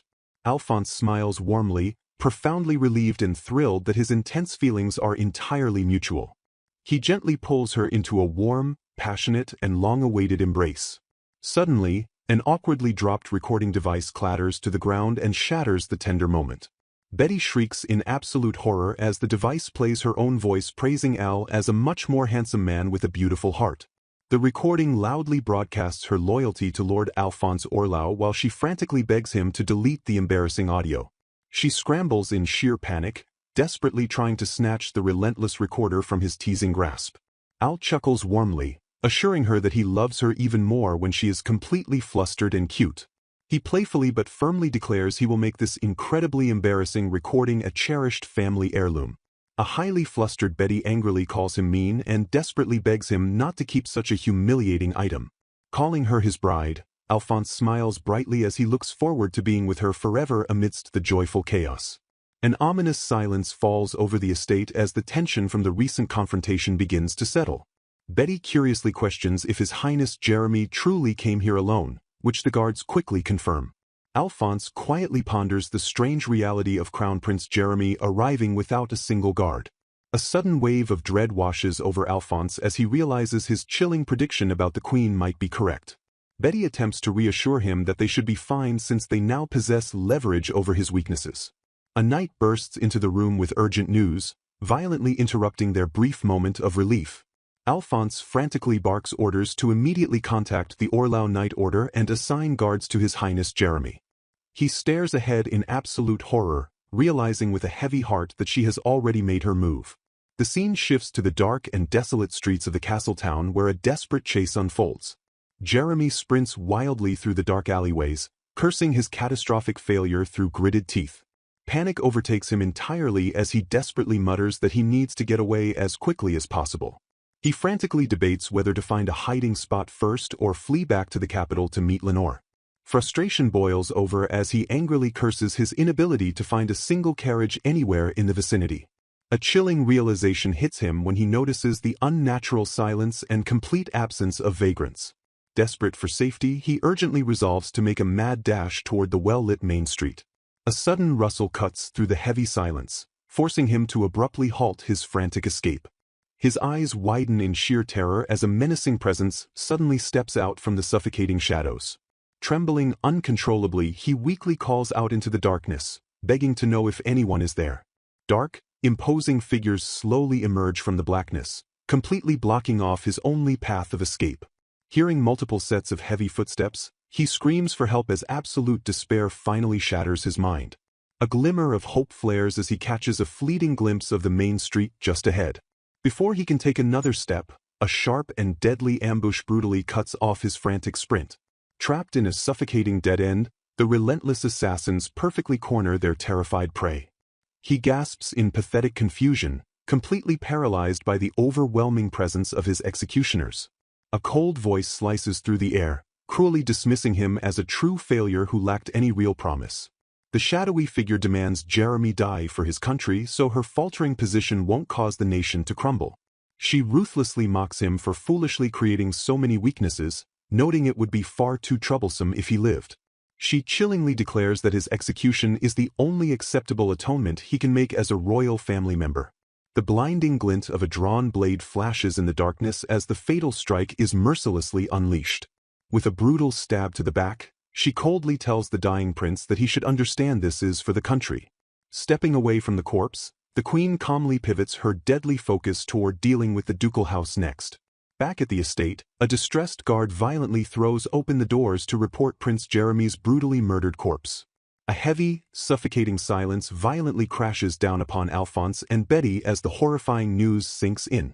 Alphonse desperately demands to know if they are certain, and the grim-faced guard confirms there is absolutely no mistake.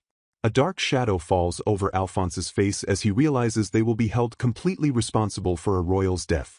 He tightly grips his face in overwhelming stress, grimly acknowledging that this is a disastrously bad situation.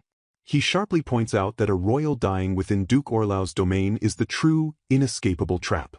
Ivar reports the corpse suffered multiple brutal stab wounds and missing valuables, suggesting a simple bandit attack.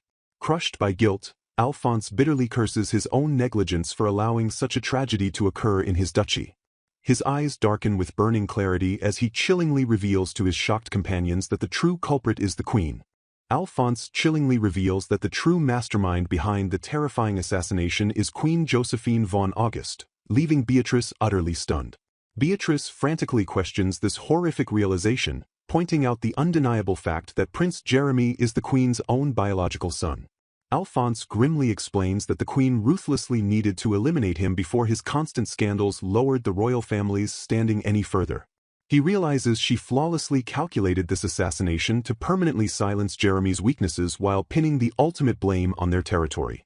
He notes it would be terrifyingly easy for her to redirect the public's mounting dissatisfaction with Jeremy directly toward Duke Orlau's domain. A servant abruptly interrupts their tense deduction to urgently deliver a sealed message that just arrived at the estate.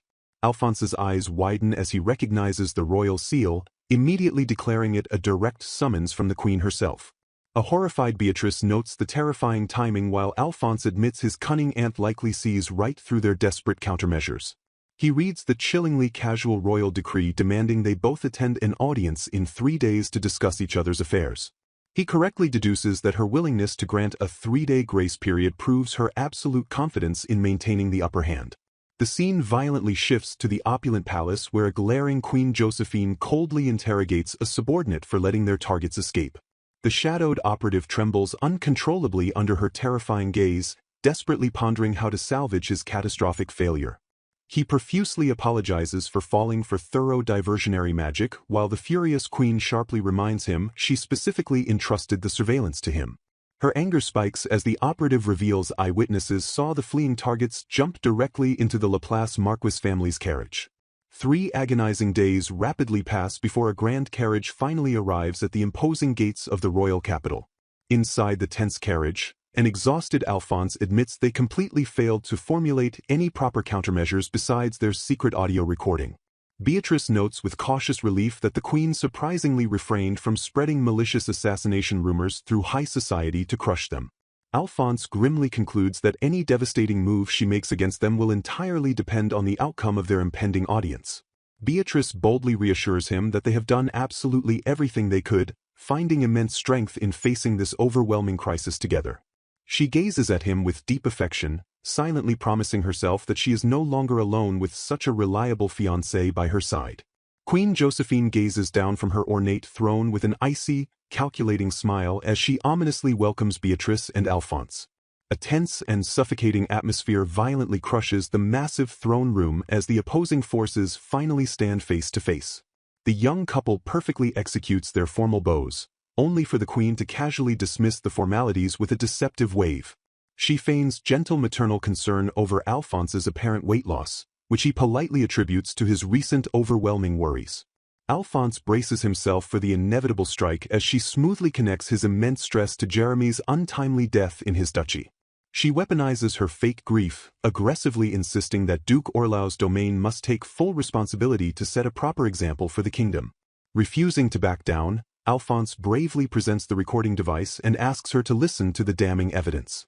He firmly challenges her tyrannical logic, respectfully but boldly declaring her brutal demand for the duchy to take responsibility completely unreasonable.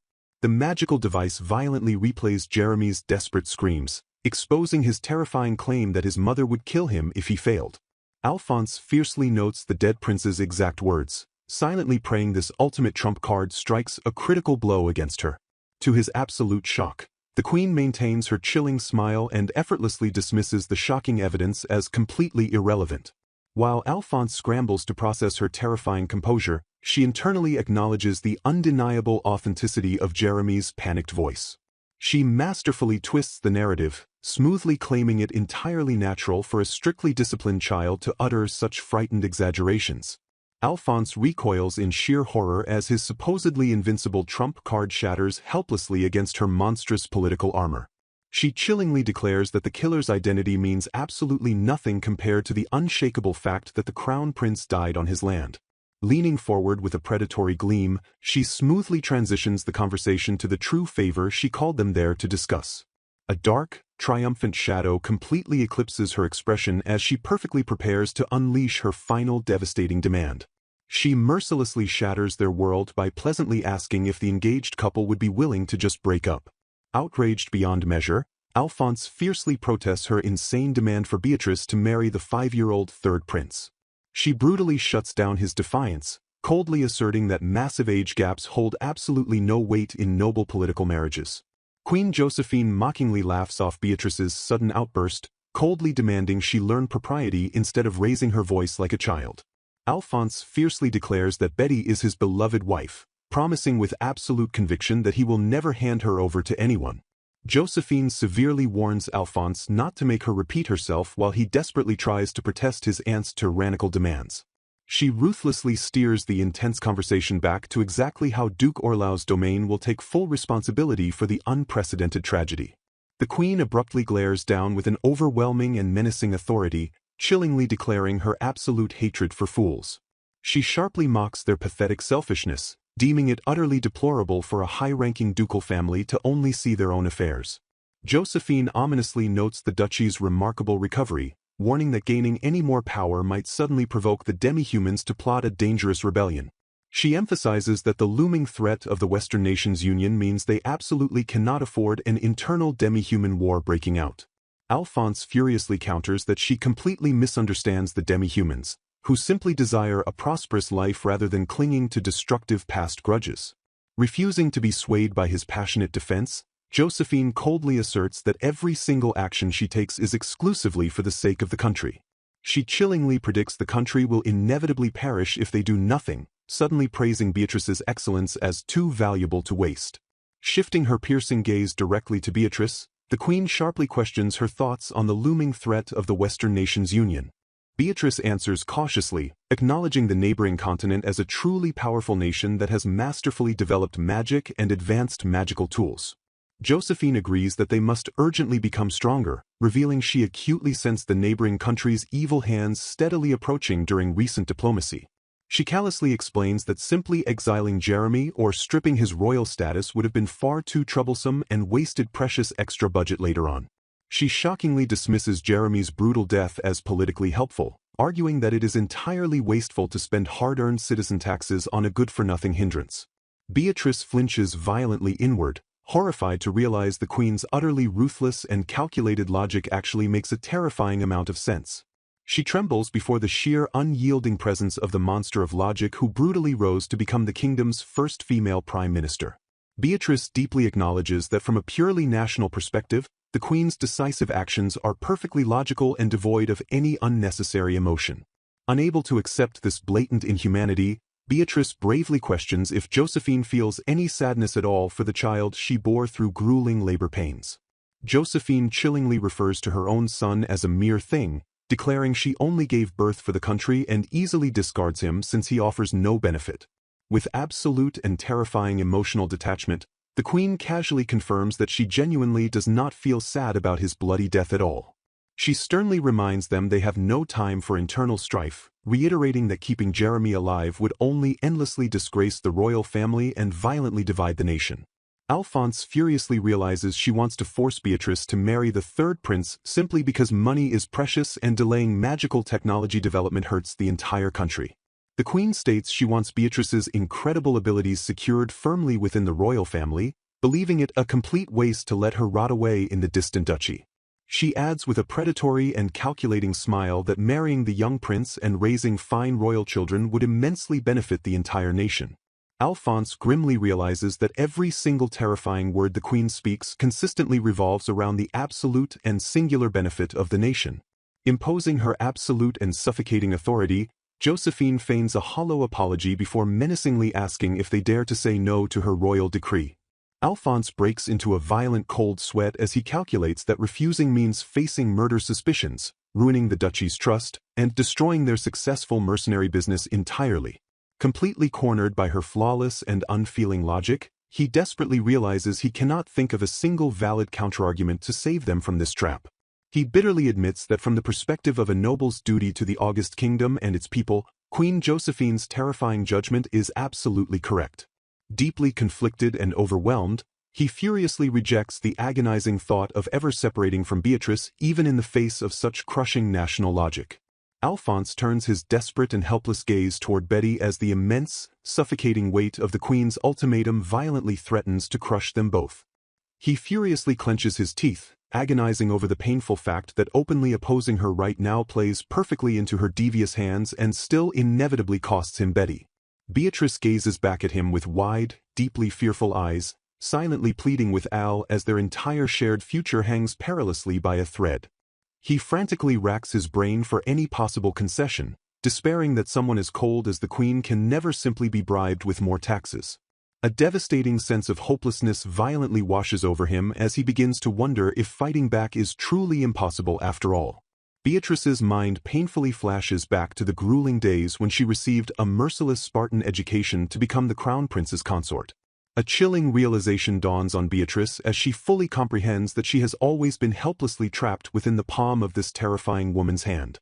She silently recalls how utterly depressing it was to support a man she didn't even love, remembering how those grueling expectations nearly broke her spirit many times. Reflecting bitterly on her suffocating past, Beatrice realizes she never truly felt happiness as a human being while living solely for the nation. She painfully recalls pouring her heart into working hard for her family's sake, only to feel completely betrayed by her father in the end. A sudden wave of irritating empathy washes over her as she fully understands Jeremy's desperate, terrible methods to escape the queen's suffocating palm. Despite all his unforgivable flaws, she somberly acknowledges that the slain prince ultimately just wanted to be genuinely happy. A rebellious spark ignites within her soul as she fiercely questions if it is truly wrong to seek freedom from painful days and pursue genuine happiness. She violently grips her dress in sheer frustration, agonizing over what she is even working so hard for if personal happiness remains entirely forbidden. Tears aggressively well up in her trembling eyes as she silently and desperately declares her unwavering desire to stay with Al forever. Sensing her emotional fracture, Alphonse quickly steps forward and desperately urges a visibly shaken Betty to get a firm grip on herself. The ruthless queen ominously notes their terrified silence and smoothly asks to proceed with the horrifying marriage arrangements without delay. Displaying an utterly callous smile, Josephine ruthlessly seals their grim fate by declaring that time is literally money. Alphonse desperately steps forward to fiercely protest his aunt's tyrannical decree before a sudden voice completely shatters the tense atmosphere. A hesitant servant timidly bows and excuses herself as she abruptly interrupts the suffocating royal audience. The trembling servant nervously informs Her Majesty that an unexpected visitor has urgently arrived, specifically requesting to see Lady Beatrice. Beatrice blinks in sheer confusion, genuinely bewildered over who could possibly be visiting her at the heavily guarded royal palace. A frantic Fiona violently bursts into the opulent room screaming for her sister, prompting a shocked Beatrice to desperately try and calm her down. Tears stream down Fiona's panicked face as she loudly announces a terrible emergency that forced her to rush straight to the royal palace. Still panting heavily from her desperate sprint, Fiona reveals an incredibly urgent and devastating message just arrived from the family butler. Beatrice freezes completely in her tracks, her eyes violently widening in absolute shock at the incredibly tense buildup. Fiona violently grabs her sister and tearfully begs her to leave immediately, screaming that their estranged father is in highly critical condition. The crushing news violently strikes Beatrice's core, leaving her utterly paralyzed as she mechanically repeats the shocking revelation. A heavy and agonizing silence violently crushes the room as Beatrice struggles to process why this terrifying tragedy is happening right now. Desperate to save their dying father, Fiona urgently tugs at her sister's arm and tearfully begs her to just come away with her. Beatrice's expression suddenly darkens with an icy resolve as she firmly pulls her arm away and flatly refuses to go. She coldly instructs a horrified Fiona to go by herself, bitterly claiming their father would undoubtedly be much happier that way. Turning her back on her sister, Beatrice ruthlessly dismisses the severe emergency by prioritizing her crucial audience with the queen. Alphonse abruptly intervenes with a deeply serious expression, firmly commanding Betty that she absolutely needs to go see him. She angrily rejects his gentle command, fiercely reminding Al that the cruel man completely sold her away and refusing to budge no matter what. Beatrice bitterly recounts how her cold father completely abandoned her without a single glance when she was falsely framed for a ruinous crime. Fiona tearfully acknowledges her sister's immense pain but desperately pleads with Betty to reconsider, pointing out that even Al fiercely agrees she should go. Alphonse steps intimately close and gently asks a defiant Betty to listen very closely regarding her deeply held belief that her father sold her. Betty glares back defensively with trembling eyes, bracing herself against the incredibly painful memories violently resurfacing in her conflicted mind. Alphonse drops a massive bombshell by seriously questioning if she truly believes his ruined territory possessed the massive funds to actually buy her. He fully admits he needed a marriage for sheer appearances but vehemently clarifies he would have definitely used any real money to save his starving domain. He absolutely assures a completely stunned Betty that his deeply struggling family simply never possessed a massive sum like 5 million zero. Beatrice's entire worldview violently shatters as she frantically questions why Elle ever got engaged to her if she wasn't actually sold. Alphonse gently reveals the shocking hidden truth, explaining that her desperate father actually begged him to fully protect and take care of her. Fiona completely backs up the shocking revelation, crying out that their father talked exclusively about Beatrice at dinner every single night. Beatrice violently gasps as a sudden and overwhelming memory clicks perfectly into place regarding a time Elle smelled strongly of a specific woman's perfume. She finally pieces the devastating puzzle together, remembering with absolute clarity that the lingering scent undeniably belonged to her father. Fiona tearfully explains how their father eagerly waited for the mail every single day, immensely happy just knowing Betty was safely thriving. Tearfully insisting she isn't lying, Fiona furiously explains how their incredibly doting father always proudly claimed Betty as his beloved daughter. Stepping closer to his shaken fiancée, Alphonse gently urges Betty to push past the recent pain and remember the loving father from her childhood. Trembling with doubt, Betty hesitates as she bitterly recalls how completely cold and distant he acted during their devastating final conversation. A sudden, warm memory violently pierces through her lingering resentment, revealing a smiling father overwhelmingly praising her childhood brilliance. Gasping softly, her eyes widen in absolute shock as the undeniable truth of his hidden affection finally crashes into her guarded heart. Sensing the shifting emotional tide, the calculating queen coldly chimes in with a deceptive smile to suggest it would be best if she went. She ruthlessly points out that Betty must be present since her intimate knowledge of the territory makes deciding the domain's ultimate fate far more convenient. Alphonse firmly agrees to go but fiercely refuses to ride in his aunt's carriage, declaring he must accompany them to question the dying man himself. Staring out the rocking carriage window, a deeply conflicted Betty silently acknowledges that she still hasn't truly forgiven her father for his past actions. Gripping her hands tightly, she steels her resolve to confront the dying man and finally hear the absolute truth if this truly is the end. The heavy, oppressive silence of the dimly lit sickroom shatters violently as a frail Henrik Laplace weakly coughs from his deathbed. Struggling immensely against his failing body, the exhausted Marquis slowly turns his head and desperately calls out Beatrice's name. Gazing up with hollow eyes, Henrik softly begins recounting his tragic origin as the overshadowed second son born into the prestigious Marquis family. He painfully details how his parents relentlessly crushed his spirit by constantly comparing him to his incredibly talented older brother. Unable to bear the suffocating expectations, a young Henrik completely abandoned his studies and spiraled violently into absolute miserable delinquency. Making matters infinitely worse, his perfect brother possessed a genuinely wonderful personality that only highlighted Henrik's overwhelming flaws. A bright smile violently shatters his dark memories as he recalls the major turning point of meeting the energetic and cheerful Arya. Trapped in a forced political marriage to the wealthy merchant's daughter, a bitter Henrik stubbornly turns away and childishly calls his new bride an idiot. Refusing to be disrespected, a furious Arya violently smacks him over the head with a pillow for daring to insult a lady. She fiercely points a finger at her stunned husband, threatening to aggressively demand financial damages if he ever speaks to her like that again. Taking absolute control of their chaotic household, the strong-willed woman strictly limits his alcohol intake while completely ignoring his endless grumbling. She seizes total command over his squandered finances while simultaneously urging the deeply insecure man to pull himself together because of his kind heart. Armed with a terrifying knack for brutal trade negotiations, Arya relentlessly secures massive profits from absolutely every single deal she touches. Just as a completely overwhelmed Henrik begins to view his formidable wife as nothing more than a terrifyingly shrewd businesswoman, he unexpectedly discovers her incredibly adorable side as she trembles violently in pure terror under the covers during a raging thunderstorm. Sitting beside his frightened wife, a deeply vulnerable Henrik confesses his crippling weakness and tragically assumes a strong woman like her must fiercely hate him.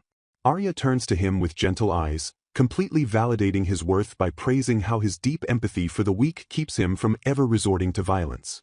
Embracing his flaws entirely, she tenderly declares her unconditional love for him exactly the way he currently is.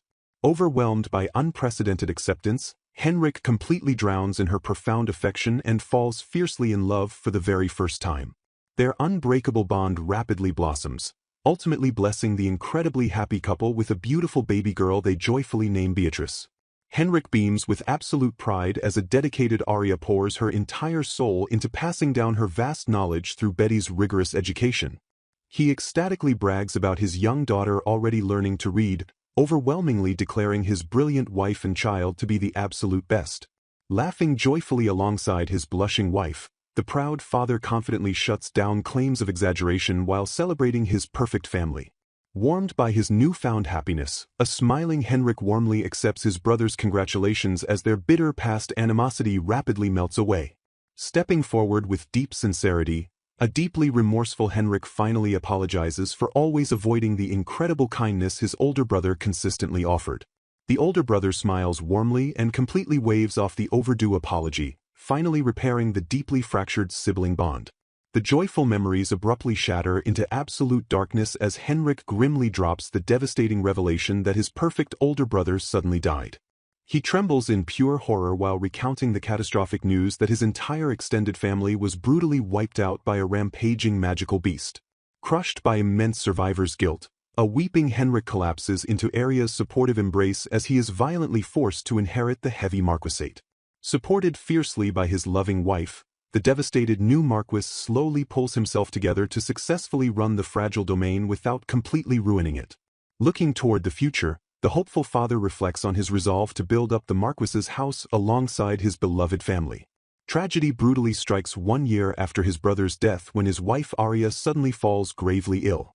Gasping in agony, Arya cries out as her condition rapidly worsens. Devastated by the news of her incurable disease and 1-year prognosis, he begs his weeping wife not to leave him. The heartbreaking cries of their children echo through the room as they watch their mother fade. With her fleeting strength, Arya pleads with him to take care of their beloved children. Smiling softly through her immense suffering, she begs him to ensure their children's happiness. Her hand slips lifelessly from his grasp as he cries out her name in absolute despair. Surrounded by her weeping family, Arya quietly takes her final breath. Crushed by the unbearable loss, his mind shuts down and his legs turn to heavy lead. Paralyzed by profound grief, he abandons his duties and leaves the domain and little Fiona entirely in Betty's care. Betty steps up to shoulder the overwhelming burden of the Marquis's domain and her younger sister. Driven by overwhelming desperation and loneliness 2 years later, he decides to take a second wife. Disaster ruthlessly strikes as his second wife reveals herself as a noble agent, stealing their assets just as the crippling demi-human war begins. Hit by unimaginable disasters, he clutches his head in deep despair as the domain's massive debt instantly swells. Refusing to surrender to ruin, a fierce Betty boldly declares that their fight is not over yet. Through sheer brilliance, Betty magnificently restores their crumbling finances back into a thriving surplus. Watching her take charge, he marvels at how much his once trembling daughter has grown. Inspired by her incredible strength and reliability, the foolish father vows to try harder himself. An incredible opportunity unexpectedly presents itself when the Queen asks for Betty's hand in marriage for her son.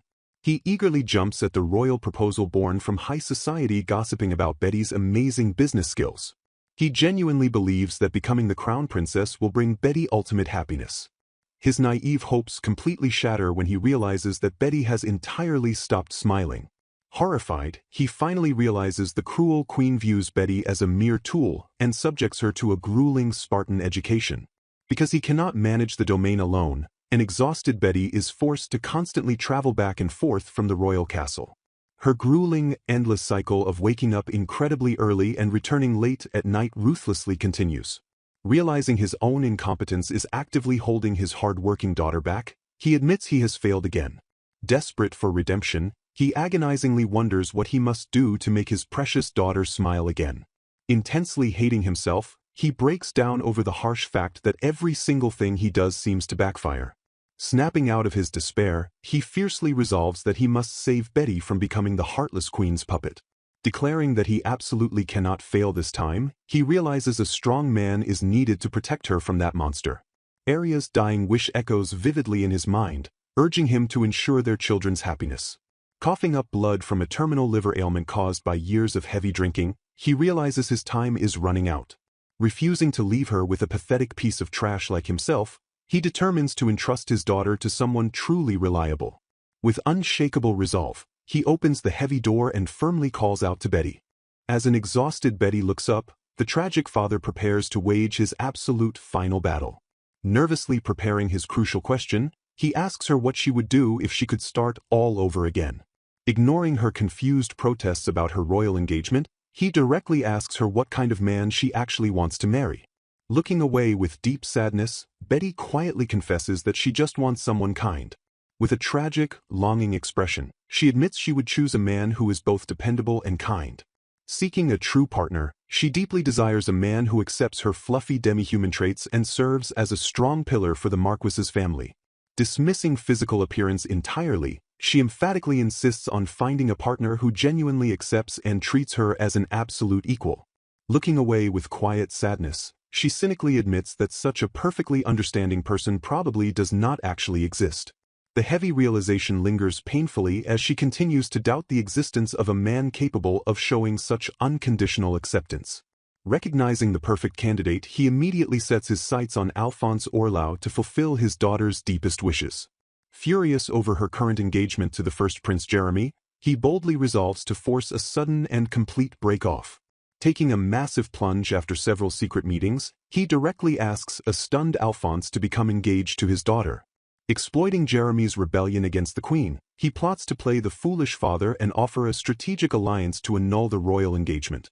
Fearing the terrifying wrath of the boy's aunt, he desperately pleads with Alphonse to protect his vulnerable daughter from the impending fallout. Timing the annulment perfectly for when the Queen departs on diplomatic business ensures his daughter completely escapes becoming a royal puppet. Looking past physical flaws, he deeply respects Alphonse as a remarkably sincere, kind, and highly skilled swordsman. Knowing the Queen will inevitably strike back, Alphonse demands to hear the intricate details of the father's defensive countermeasures. Coughing violently, the dying father reveals his elaborate plan while fully accepting that he will inevitably be arrested for high treason. Alphonse furiously questions why the father deliberately chooses to be hated instead of simply explaining the truth to his daughter. A heavy silence falls as Alphonse slowly processes the heartbreaking reality of the father's absolute and tragic self-sacrifice. Doubting his own rugged appearance and poor domain, Alphonse warns that the girl might completely reject him and run away within 3 days. Overflowing with immense pride, the father confidently guarantees that his remarkable daughter would never do something so cowardly. Cruelly twisting the knife after Jeremy annuls the engagement, he sharply mocks Betty for letting her title inflate her foolish ego. Ignoring her logical defense about avoiding foolish mistakes, he relentlessly continues his brutal and entirely fabricated verbal assault. Deep down, he perfectly remembers her incredible kindness and how she once shared the heavy burden of disgrace alongside bullied Lady Alberia. Coldly cutting off her desperate excuses, he forcefully pushes her away to ensure he bears the sole responsibility for the treasonous scheme. He harshly commands her to marry a dull-witted man, secretly knowing this utter insignificance is the ultimate key to outwitting the Queen. Ruthlessly declaring she is no longer needed because the family has Fiona, he desperately masks his own feelings of immense worthlessness. He firmly believes she desperately needs the protection of a magnanimous man like Alphonse rather than a completely useless parent like himself. Refusing to assign any handmaidens for her marriage, he silently protects her from the Queen's embedded royal watchdogs infesting the household. Before he can even ask, the fiercely loyal Shen bluntly declares he has absolutely no business staying in a mansion without Lady Beatrice. Standing absolutely resolute, the unwavering servant fully commits to following his young lady into her sudden and uncertain exile. Overwhelmed by intense emotion, the father looks upward and desperately asks his deceased wife Arya if she is watching this miraculous loyalty.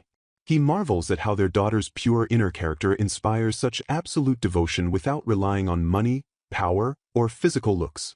Bursting with immense pride over his incredible daughter, he simultaneously feels crushed by the agonizing awareness of his own pathetic nature. Breaking down in tears, he quietly apologizes to Betty for his countless failures and the tremendous pain he has caused her. Coughing violently, he laments his utter failure as a lord and a father, blaming his pathetic nature for causing her endless hardship. Accepting that he is absolute scum, he firmly believes it is far better for her to know absolutely nothing about his unforgivable sins. Trembling with immense guilt, he softly calls out Betty's name while fully knowing he has completely lost the right to ask for her forgiveness. Staring into the distance, he tearfully wonders if his beloved daughter has finally found true happiness in her new life. The melancholic memories of his desperate struggle slowly fade away as the narrative gently transitions back toward the present day. The heavy emotional echoes of the past linger quietly in the air before the story shifts focus back to the reunited family members. Reflecting on her intense journey, Betty notes that it has been a very long time since she returned to the Laplace estate after marrying into the Orlau domain. Standing before him after all these years, she gently and emotionally calls out to her utterly shocked father. Overwhelmed by the hidden truth, she finally realizes that he practically picked a fight with the entire kingdom just to protect her future. Reflecting on the shocking past, Alphonse admits he initially thought the father had entirely lost his mind upon hearing the wild proposition. Determined to reveal the hidden reality, Alphonse urges a stunned Betty to come along and see the absolute truth with her own eyes. Haunted by her father's past harsh words, Betty struggles intensely to fully believe the sudden revelation of his monumental sacrifice. The carriage arrives solemnly at the desolate and quiet grounds of the abandoned Laplace estate. Stepping into the completely empty mansion, an uneasy Betty quickly notices that not a single servant remains inside the grand halls. Pushing open the heavy wooden door, Fiona gently announces her arrival to the hidden figure resting inside the darkened room. A poignant flashback rushes through Betty's mind, echoing her father's desperate past question about her true happiness. Revisiting the distant memory, a younger Betty offers a reassuring nod to her deeply anxious father. The dark door creaks open fully, revealing the incredibly bleak and somber atmosphere of the dying man's isolated bedchamber. The overwhelming, dreadful scent of brewing medicinal herbs instantly triggers Betty's traumatic memories of the desperate days before her mother passed away. Weakly stirring in his miserable bed, the frail father softly asks if Fiona has entered the room. Struggling to speak, the bedridden lord gently apologizes for forcing his youngest daughter to travel all this way just to see him. Coughing violently through his words, he desperately claims that this time he managed to handle his grand scheme perfectly. He reveals he deliberately dismissed the entire estate staff after carefully securing their next places of employment. Gasping for breath, he instructs a worried Fiona that he is entrusting everything regarding her future entirely to Betty. Watching silently from the shadowy hallway, a heartbroken Betty realizes her dying father entirely lacks the strength to even notice her presence. Confident in his eldest daughter's brilliance, he assures Fiona that Betty will perfectly understand why the Marquis Laplace title will die with him. Comforting his crying youngest child, he gently promises that all arrangements are finalized for Fiona to safely join the house of Duke Orlau. Smiling warmly despite his intense agony, he reminds Fiona that she is incredibly blessed to have the most wonderful big sister in the world. Choking on his own blood, the desperate father begs Fiona to tell him if Betty has truly been doing well in her new life. Terrified by his lifelong streak of miserable failures, he admits that relying solely on Alphonse's stories without seeing her success himself is absolute torture. Tears streaming down her face, a devastated Fiona asks why he chose to suffer alone instead of just telling her sister the truth. Staring blankly ahead, the dying man quietly wonders if his final reckless act was actually befitting of a true, loving father. Trembling in sheer agony, Betty finally grasps the immense weight of the reality that her father literally risked everything just to save her from the Queen. Shattering his stoic facade, he tragically confesses that he kept the brutal secret simply because he was completely terrified. Coughing violently, he admits he desperately wanted to avoid dragging them into ruin just in case his foolish plans inevitably backfired again. Chuckling softly through the pain, he tenderly reminds a weeping Fiona just how unbelievably incredible her older sister truly is. Admitting he completely lacks the right to act like a parent, he proudly claims Betty takes entirely after her brilliant mother Arya rather than himself. Overwhelmed by deep longing, he tragically whispers his ultimate wish to catch just a single distant glimpse of Betty's face before he dies. Stepping out from the dark shadows, a weeping Betty gently grasps his frail hand and firmly declares that she is right here beside him. The utterly stunned father freezes as he finally registers the familiar, desperate voice calling out to him in his final moments. Tears pour down Betty's face as she locks eyes with the frail, broken man who sacrificed his entire life for her future. Staring upward in absolute disbelief, the dying man weakly gasps out his beloved daughter's name. Overcome by overwhelming sorrow, Betty tearfully confirms that Alphonse already revealed absolutely everything about his secret, treasonous pact. A heavy, agonizing silence falls between them as the immense weight of his unspoken love crashes down on the shattered family. Stubbornly clinging to his tough persona, he weakly jokes that Alphonse's loose lips count as a strict breach of contract requiring a hefty penalty fee.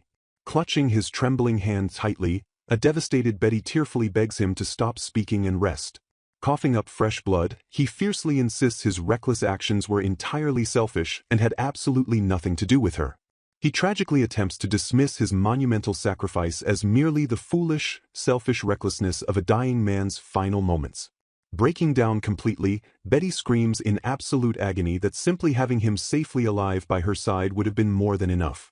Tearfully addressing her dying father, Betty cries that they could have overcome any hardship if he had simply looked at her and worked together as a family. Clinging to him with desperate affection, she screams that merely being united as a loving family would have been more than enough. Apologizing with profound sorrow, the dying father confesses that despite understanding her true desires, he remained paralyzed by overwhelming fear. Crushed by immense guilt, he admits that his deep feelings of inferiority and fear of his own incompetence completely blinded him. Betty listens intently as he sorrowfully apologizes for letting his cowardly insecurities prevent him from truly facing his beloved daughters. Gathering the absolute last of his fading strength, the frail lord gently asks Betty to answer just one final question. Radiating absolute certainty, she proudly declares that his monumental sacrifice truly allowed her to find genuine happiness. Relieved by her beautiful reassurance, he smiles softly and rejoices that he finally managed to do something right at the very end. A sudden, sharp gasp abruptly escapes his trembling lips as the remaining fragments of his life force begin to vanish. Trembling weakly in his deathbed, he whispers Betty's name while fiercely insisting he has one final message to deliver. Coughing violently, he completely ignores her frantic pleas for him to rest and begs her to listen to his crucial final words. Gently comforting his terrified daughters, he proudly declares that they possess the incredible strength to survive anything as his and Aria's children. As a devastated Fiona screams for him not to leave, he peacefully thanks them both and passionately urges them to live well. Leaning in closely, the heartbroken daughter desperately begs to hear him say her name one last time before he departs this world. Imparting his final paternal wisdom, he urges his weeping daughters to support each other, avoid terrible eating habits, and shun destructive alcohol. The emotional family farewell shatters instantly when the imposing queen arrives and brutally demands absolute silence from the dying traitor. Glaring menacingly down at the bedridden lord, the furious monarch coldly interrogates him about exactly where he sent the dangerous spy Lenore Hilton. Gasping for his final breaths, the dying father defiantly reveals that Lenore should already be fleeing back to her distant home kingdom. Grudgingly acknowledging his brilliant tactical victory, the queen coldly agrees to drop all treason charges against his innocent daughters. Turning his fading eyes toward his eldest daughter, he weakly asks Betty if she fully understands what must be done next. Nodding with unbreakable resolve, a tearful Betty fiercely promises to handle absolutely everything else moving forward. Coughing up fresh blood for the last time, the tragic father whispers a final, agonizing farewell to his beloved girls. Using his absolute final breath, he firmly entrusts the permanent care and protection of his precious children directly to Alphonse. Bowing with profound respect, a deeply moved Alphonse urges his brave father-in-law to rest easy knowing the girls are completely safe. Mustering a fierce, protective glare, the fading lord affectionately calls Alphonse a foolish son-in-law while issuing a chilling supernatural threat. Vowing to violently curse him from the afterlife, the fiercely protective father swears absolute ruin upon Alphonse if he ever makes Betty cry. The heavy, deafening silence of death finally settles over the cold room as the great Marquis peacefully passes away. Staring silently at the motionless body, Betty gently processes the immense, heart-wrenching weight of her father's ultimate sacrifice. Leaving a weeping Fiona to watch over their father's body, a fiercely determined Betty turns to leave the mournful chamber. Standing proudly before the deceased lord, Alphonse solemnly prays for his courageous father-in-law to rest in eternal peace. Striding purposefully down the dark corridor, Betty tightly grips her resolve to deal with the one final woman standing in their way. Stepping boldly into the grand hall, she completely commits to seeing her father's desperate final wish through to the absolute end. Confronting her dangerous royal adversary head-on, an unyielding Betty formally declares an immediate end to their long, bitter battle. Unfazed by the intense confrontation, The arrogant queen casually acknowledges Betty's dramatic arrival with a cold, piercing gaze. Shocking the young woman, the ruthless queen abruptly commands Betty to immediately sign divorce papers and permanently separate from Alphonse. Infuriated by the sheer audacity of the demand at such a tragic time, Betty fiercely glares at the heartless monarch. The queen coldly justifies her ruthless timing by declaring that the father's reckless actions have plunged the entire kingdom into a grave crisis. Refusing to show a shred of mercy, the desperate monarch insists she must deploy forceful measures to protect her vulnerable kingdom. The queen shockingly reveals she deliberately monitored the enemy spies Oswald and Lenore Hilton simply to steal their advanced magical technology. Suddenly piecing the massive puzzle together, Betty realizes her father intentionally took on crippling debt to completely sabotage the queen's dangerous spy network. Furious over Henrik's baffling decision to let the deadly spy escape, the queen curses Jeremy's utter foolishness for potentially leaking vast amounts of classified information. An urgent messenger violently bursts into the tense throne room, prompting Betty to boldly declare that she cannot ignore this escalating national crisis. Shattering the heavy silence, the panicked messenger announces that the formidable Western Nations Union has officially declared all-out war on their kingdom. Desperate scout reports reveal a massive invasion fleet of 30 galley ships carrying several thousand enemy soldiers heading straight for their vulnerable shores. The desperate kingdom faces complete annihilation against thousands of highly trained Western nation soldiers armed with vastly superior magical technology. Realization ruthlessly strikes the queen as she deduces that Henrik deliberately orchestrated this entire catastrophic scenario for this exact, terrifying moment. Betty realizes her brilliant father intentionally leaked highly classified information directly to the treacherous house of Viscount Hilton to trigger the invasion. By exploiting the treacherous demon sea guarded by a massive magical beast, the House of Laplace secretly provided the enemy fleet with a heavily guarded safe route. A terrified royal minister desperately begs the queen to immediately summon the entire royal army before the massive fleet breaches their defenses. Stepping boldly forward, a fiercely determined Betty shocks the royal court by declaring that she will personally annihilate the massive enemy armada. The arrogant queen freezes in absolute disbelief, demanding the young noblewoman immediately repeat her completely audacious and suicidal claim. Betty firmly presents a binding magical contract explicitly forcing Queen Josephine to permanently abandon her royal interference if Betty single-handedly defeats the fleet. Staring directly into the monarch's fierce eyes, Betty ruthlessly secures the ironclad deal to permanently protect her peaceful engagement from any future royal meddling. The scheming queen quickly calculates that Betty intends to unleash the fearsome Orlau demi-human mercenary corps against the massive invading armada. Refusing to hide her immense skepticism, the queen arrogantly mocks the sheer impossibility of a single mercenary group winning an entire naval war alone. Doubting Betty's tactical warfare skills but utterly desperate for survival, the ruthless monarch formally accepts the incredibly dangerous, high-stakes wager. Admitting her own tactical flaws with a confident smile, Betty proudly declares that her incredibly strong husband will effortlessly secure their total victory. Drawing immense strength from Henrik's ultimate sacrifice, Betty completely entrusts the violent battlefield to a fiercely determined Alphonse. Aboard the heavily armed enemy flagship, a highly confident Lenore stretches leisurely as she celebrates the long-awaited conclusion of her treacherous mission. Gloating over her absolute undercover success, the deceptive spy eagerly anticipates receiving a massive financial payout and a full criminal pardon. Turning to her equally treacherous accomplice Lord Oswald, she gleefully dreams of her impending royal wealth once the brutal war safely concludes. Beneath her innocent facade as a gentle viscount's daughter, Lenore secretly operates as a highly lethal and manipulative operative for the Western Nations Union. Scoffing at the lonely isolation of her undercover work, she brutally mocks the incredibly annoying make-believe parent-child act she endured to fool the kingdom. As a notorious villain specializing in deadly seduction, Lenore eagerly accepted this incredibly dangerous infiltration mission purely to erase her massive criminal record. She vividly recalls infiltrating the anti-queen faction's salon and successfully manipulating a desperate Henrik into becoming her prime kingdom informant. A cruel smirk twists her face as she fondly remembers completely humiliating a deeply frustrated Beatrice during her deceitful time in the royal court. Ignoring Oswald's strict warning to stay quiet near the enemy port, Lenore continues to sadistically obsess over her past aristocratic bullying. Completely devoid of human empathy, the wicked spy happily admits she cares absolutely nothing for the impending slaughter as long as she gets paid. A stealthy, ominous shadow silently materializes from the dark corners of the ship directly behind the completely unsuspecting and arrogant spy. Stepping menacingly into the moonlight, Lambert ambushes the shocked trader and fiercely demands to know her true, murderous intentions. Drawing his razor-sharp blade in a blinding flash, the furious knight aggressively vows to ruthlessly execute the kingdom's absolute greatest traitor. Easily dodging the lethal strike, a laughing Lenore mercilessly mocks Lambert for being Prince Jeremy's completely useless and pathetic shadow operative. Burning with intense rage, Lambert fiercely screams that Lenore maliciously allowed the foolish Prince Jeremy to be brutally assassinated under her watch.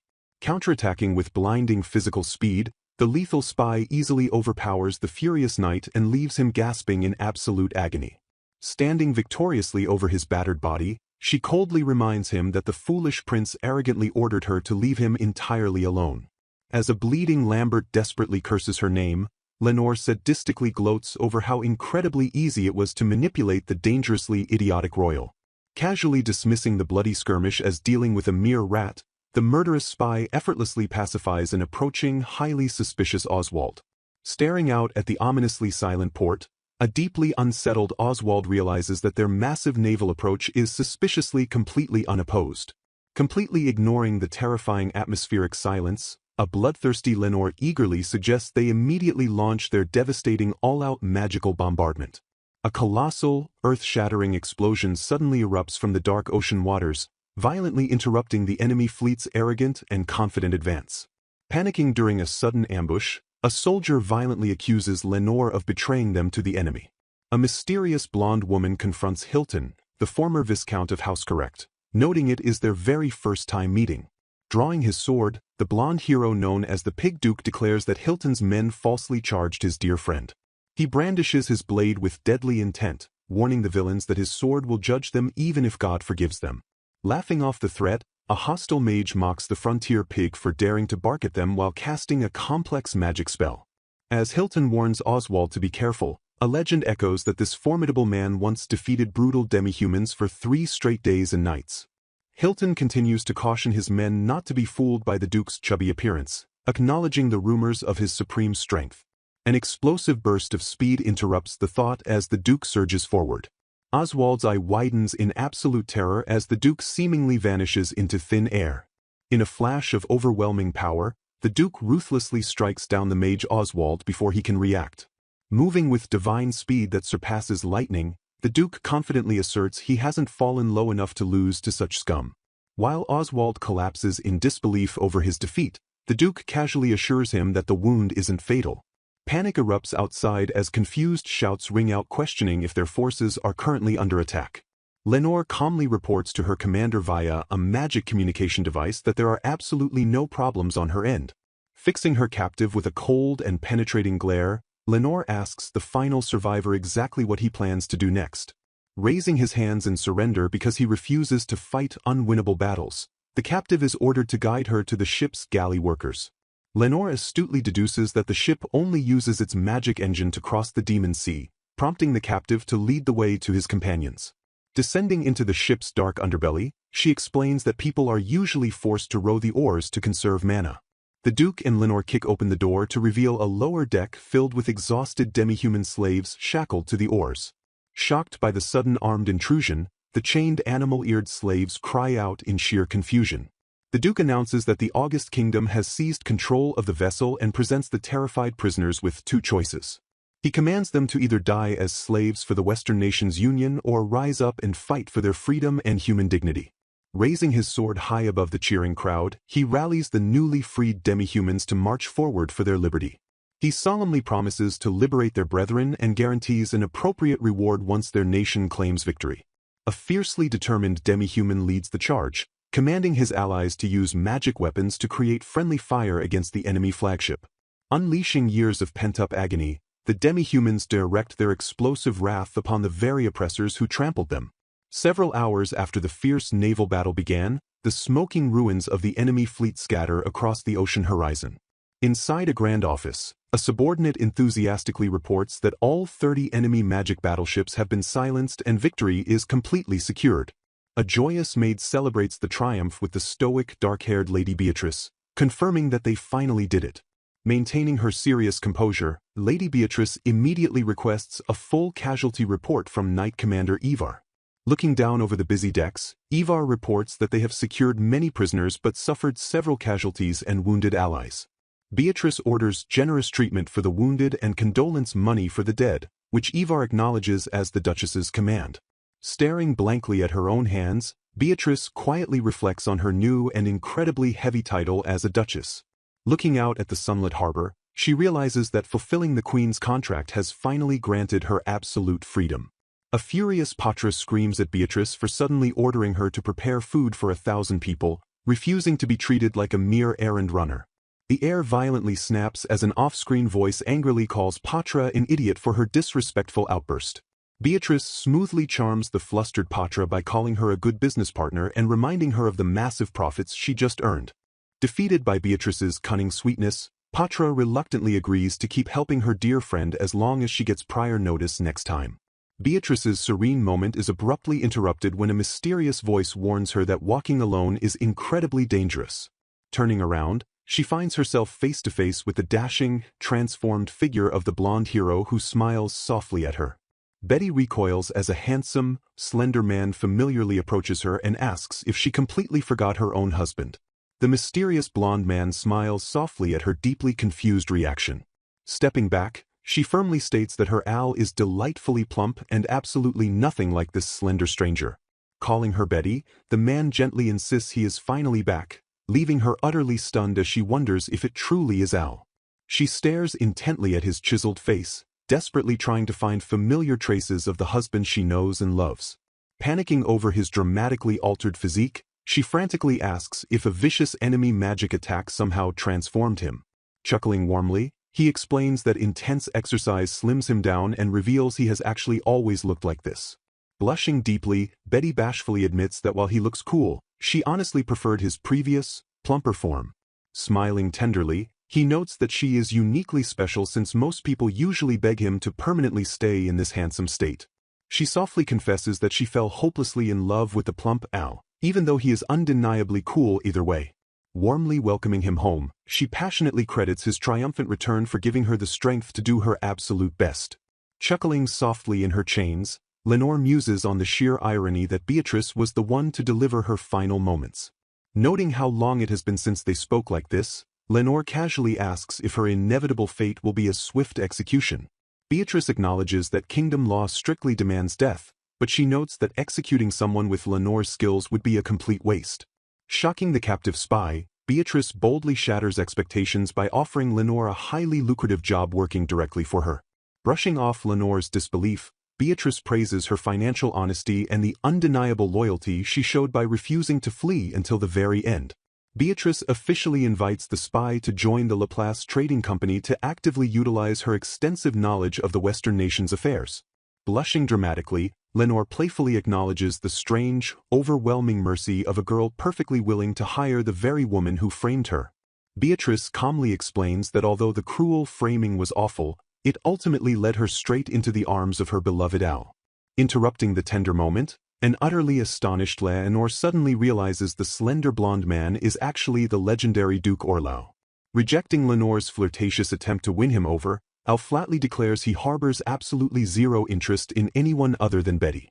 Walking away with his beloved wife, Al generously gives a panicking Lenore plenty of time to decide whether she wants the offered job. An ornate, royal carriage trundles smoothly down the sunlit cobbled streets toward its grand, highly anticipated destination.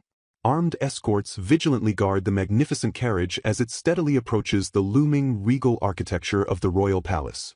Inside the sprawling throne room, Her Majesty the Queen sits regally on her elevated throne, eagerly awaiting the conquering hero's report. The Queen highly commends the couple for their exceptional work, freely admitting she never imagined they would achieve such astonishing results. Beatrice confidently replies that their sweeping success was absolutely necessary because their entire sacred marriage depended heavily upon it. Smiling warmly at her subjects, the Queen graciously credits Beatrice's brilliant tactical mind for orchestrating all of the triumphant results. With supreme authority, the Queen officially declares Beatrice the supreme commander of the impending, brutal war against the Western Nations Union. Beatrice reveals her father lured enemy spies by infiltrating the anti-queen salon and weaponizing their historic trading connections to gather critical intelligence. Describing it as a miraculous gift from heaven, she explains her father became a double agent merely to break her engagement and unite Lenore with Jeremy. She vividly details how her father masterfully used the Sea King's ecology as a deadly trap while secretly amassing immense funds and magic tools. Sinking the entire enemy fleet forcefully compelled the Western Nations Union to halt their aggression, a brilliant masterplan entirely outlined in her father's final letter. The Queen openly marvels at how thoroughly she was fooled by a supposedly simple man she never believed was genuinely capable of multitasking. Acknowledging his notoriously unsavory methods, Beatrice proudly states her father could easily unleash tremendous power whenever he focused entirely on a single goal. The Queen solemnly recounts how the valiant Laplace Marquis heroically died in battle while violently dragging the treacherous informant Oswald Hilton Viscount down with him. Through his brilliant covert preparations and advanced knowledge of the enemy scheme, he achieved a legendary, historic victory that permanently secured the kingdom's future. Declaring that she passes judgment strictly on tangible results, the Queen fiercely pronounces that the Marquis will be forever engraved in history as a national hero. Deeply startled but profoundly moved, Beatrice quietly bows her head to absorb the immense, unexpected honor finally bestowed upon her late father. Looking eagerly forward to the chaotic days ahead, the Queen confidently calls upon Betty and Alphonse to fiercely stand ready for the coming trials. Accepting their new mantles, the Queen commands the Duke and Duchess to lend their strength for the kingdom's sake. Watching from the sidelines, the youths marvel at the unprecedented gentleness softening the Queen's usually stern face. With his aunt's blessing secured, a confident Al turns to his Duchess and declares they must host a grand wedding. Smiling warmly, Al promises to support her through any challenge as they prepare to tackle the mountainous tasks of a married couple. Gazing lovingly into his eyes, Betty agrees while finding profound comfort in knowing she is no longer alone. Clasping her hand tightly, Al pledges that they will do their absolute best together. Half a year blurs past following the climactic battle against the Western Nations Union fleet as post-war duties consume their days. Sitting before an elegant vanity mirror, the bride finally prepares for the long-awaited ceremony. Staring in absolute awe, Shen praises her lady's breathtaking beauty. Adorned in an exquisite floral gown and veil, Betty radiates quiet elegance. Looking warmly at her reflection, Betty expresses immense relief and joy at choosing this specific dress. She graciously thanks her attendant for expertly remaking her mother's dress, which suits her perfectly for this momentous day.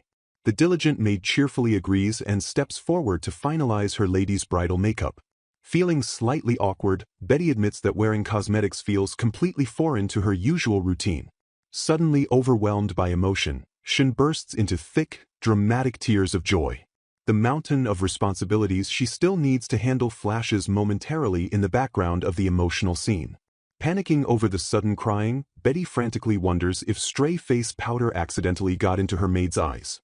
Sniffling deeply, Shen confesses that reflecting on their entire journey together makes her incredibly nostalgic. The weeping maid fondly recalls the harsh days when they first met in the destitute slums. Crying with pure gratitude, Shen thanks her lady for always saving her, prompting a gentle thanks in return. Swearing eternal loyalty at her lady's side, Shen holds her hands as Betty warmly accepts her continued dedication. An eager attendant jokingly asks to fluff the bride before a polite cough interrupts to request the usual routine. Grand arched windows illuminate the majestic stone pillars of the sacred chapel. Gathered in the chapel, eager children excitedly demand to see the bride while an older relative shushes their noisy impatience. The exasperated relative reminds Fiona that they only allowed her into this strict family-only ceremony because she begged relentlessly. Caught causing a scene, the flustered children awkwardly use the bathroom as an excuse to escape the scolding. As the kids scurry away, a gentle noblewoman affectionately notes how strongly the bride resembles her older sister. Observing the intimate gathering, another noblewoman remarks that a small ceremony perfectly suits the couple's unconventional nature. Despite understanding their personalities, she complains that a duke really should have invited a massive crowd of influential nobles. She argues passionately that forging new high society connections here would make their future political maneuvers infinitely smoother. A strict father immediately threatens to eject Patra if she keeps complaining, reminding her they are attending an important friend's wedding despite her claiming Beatrice is a rival. Checking his own reflection, A sharply dressed Al sighs in relief at his flawless appearance. An attendant notes how remarkably slim and handsome the young master looks in his grand formal uniform. While Al expresses relief that the suit fits, his servant marvels at his unnatural calmness on a day meant for facing all their relatives. The narrator mockingly highlights the sheer, unshakable confidence radiating from the young duke's bold statement. Boasting with absolute pride, Al declares that a man entrusted with a ducal rank never gets nervous over trivial matters. His immense bravado instantly shatters the second he beholds Betty's devastating beauty, leaving the young master completely flustered. Smirking at the total reversal of their usual dynamic, Betty playfully demands her dear husband escort her properly.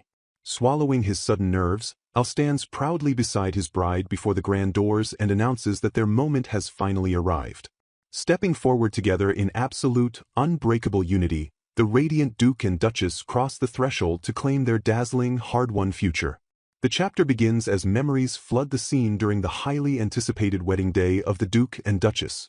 Overwhelmed by the surreal moment, Beatrice reflects on the unbelievable reality of their long-awaited ceremony finally happening. She fondly recalls her sheer shock at discovering Al was a true gentleman rather than the terrifying monster rumors painted him to be. Beatrice remembers the intense anxiety she felt when her father arranged her engagement to the infamous Pig Duke to pay off heavy reparations. Glancing warmly at her husband, she acknowledges that he always possessed a profoundly mysterious aura right from the start. Her heart swells as she remembers the exact moment he openly praised her immense intelligence and hard-earned knowledge. The distinct memory of his deep gratitude toward Lady Laplace for saving him solidifies his uniquely gentle nature in her mind. Beatrice humbly reflects on her own tireless efforts to simply do everything within her power during those turbulent early days. Tears of pure joy fill her memories of earnestly managing the domain and receiving his deeply sincere thanks in return. Her heart pounds violently just recalling the day he confessed his true romantic feelings directly to her. Having endured endless betrayals, she once firmly believed she was doomed to live forever misunderstood by the harsh world. The solemn priest firmly asks the kneeling couple if they swear to unconditionally love each other through both sickness and health. Gazing into Eyal's eyes, Beatrice silently vows that meeting him gave her the miraculous strength to finally believe in others again. Both bride and groom confidently swear their eternal vows toward a bright and happy future filled with endless love. The majestic wedding ceremony proceeds flawlessly as the radiant couple seals their glorious union before the gathering.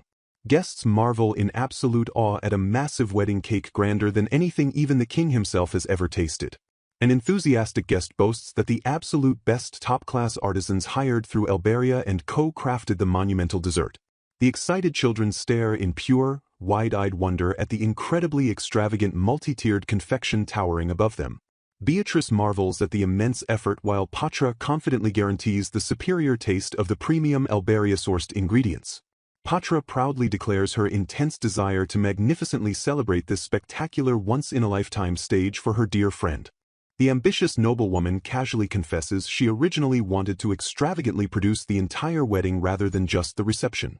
Beatrice sternly shuts down the outrageous idea by strictly forbidding such wasteful spending that would easily rival the entire national budget. Softening her usually proud demeanor, Patra offers a remarkably sincere and heartfelt congratulations to the beautiful bride. Patra expresses genuine relief that Beatrice remains the exact same pure girl inside despite her stunningly beautiful exterior. Nostalgia washes over Patra as she warmly remembers Beatrice's obsessive bookworm days back in the old Academy Council. Tears of proud joy prick Patra's eyes upon seeing her old friend grow up so incredibly splendidly over the years. Beatrice confidently challenges her emotional rival with a bold, playful declaration of a flawless 100-point score. Patra teases the anticlimactic honesty while fiercely vowing they will remain lifelong rivals just like they were before. A massive crowd of jubilant citizens erupts into wild, echoing cheers to celebrate the newlywed Duke and Duchess. Utterly shocked, Beatrice gasps as she spots Lazar, Chief Falbaruch, and the loyal knights eagerly joining the joyous festivities. The humble villagers and brave knights bow in deep gratitude while offering their warmest congratulations to their noble saviors. Overcome with profound emotion, Beatrice softly thanks the gathered crowd for their unwavering and incredibly powerful support. The cheerful citizens proudly shower the couple with blessings and passionately beg them to continue protecting their prosperous duchy. Al smiles gently and credits his radiant bride for bringing such wonderful, transformative happiness to the entire territory. Betty quickly shakes her head and humbly denies being the sole reason for their incredible shared success. Gazing across the joyous festival, she marvels at how this remarkably bright future was completely unthinkable just a short while ago. With a glowing smile, she proudly declares that their happy marriage was truly built by the tireless efforts of everyone working together. Al tightly grips her hand and promises that as long as they keep supporting each other, absolutely nothing will ever scare them. A bittersweet pang hits Beatrice as she desperately wishes she could show her departed father and mother their beautiful triumph. Comforting his briefly saddened wife, Al tenderly assures her everything is all right as they bravely face their brilliant future together. Comforting his emotional bride, Al softly agrees that her parents are surely watching over them from above even now. A sweeping silent moment captures the profound emotional weight of their glorious wedding ceremony. Panicking over her totally ruined makeup from crying too much, Betty quickly turns away as Al asks if she is all right. Quickly dismissing his concern, Betty waves him off and urgently signals Shen that it is time for a sudden outfit change. Escaping into a private room, a deeply relieved Betty sighs heavily that she narrowly avoided total embarrassment. Shen gently chides her lady for dramatically claiming she almost suffered a divorce on her wedding day by embarrassing herself. Glancing around the quiet dressing room, Beatrice suddenly spots a mysterious folded letter resting on the nearby table. Shen efficiently finishes touching up the ruined cosmetics while a highly grateful Beatrice thanks her loyal maid. Urging her attendant that they must hurry back to the reception, Beatrice immediately prepares to leave the room. Pausing abruptly before she departs, her eyes lock entirely onto the elegant envelope bearing her own name. Utter shock ripples through the young Duchess as she instantly recognizes the incredibly familiar handwriting on the parchment. Unfolding the parchment reveals a heartfelt congratulatory message from Henrik Laplace urging his daughter to stay close with Alphonse. Bewildered by her absent father's letter mysteriously appearing here, Beatrice jumps in surprise as Al announces his sudden entrance.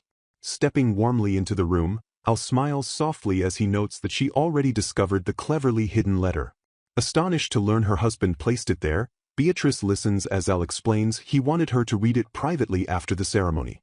Al reveals that her father feared she believed he sold her off and worried handing the letter over directly would only anger her further. The young Duke explains that Henrik entrusted him with the emotional note during their engagement since he knew he would miss the wedding. Smiling gently at his beloved bride, Al expresses profound relief that he could safely deliver her father's vital blessing. Overwhelmed by the crushing weight of her father's hidden love and Al's boundless kindness, heavy tears immediately spill from Betty's eyes.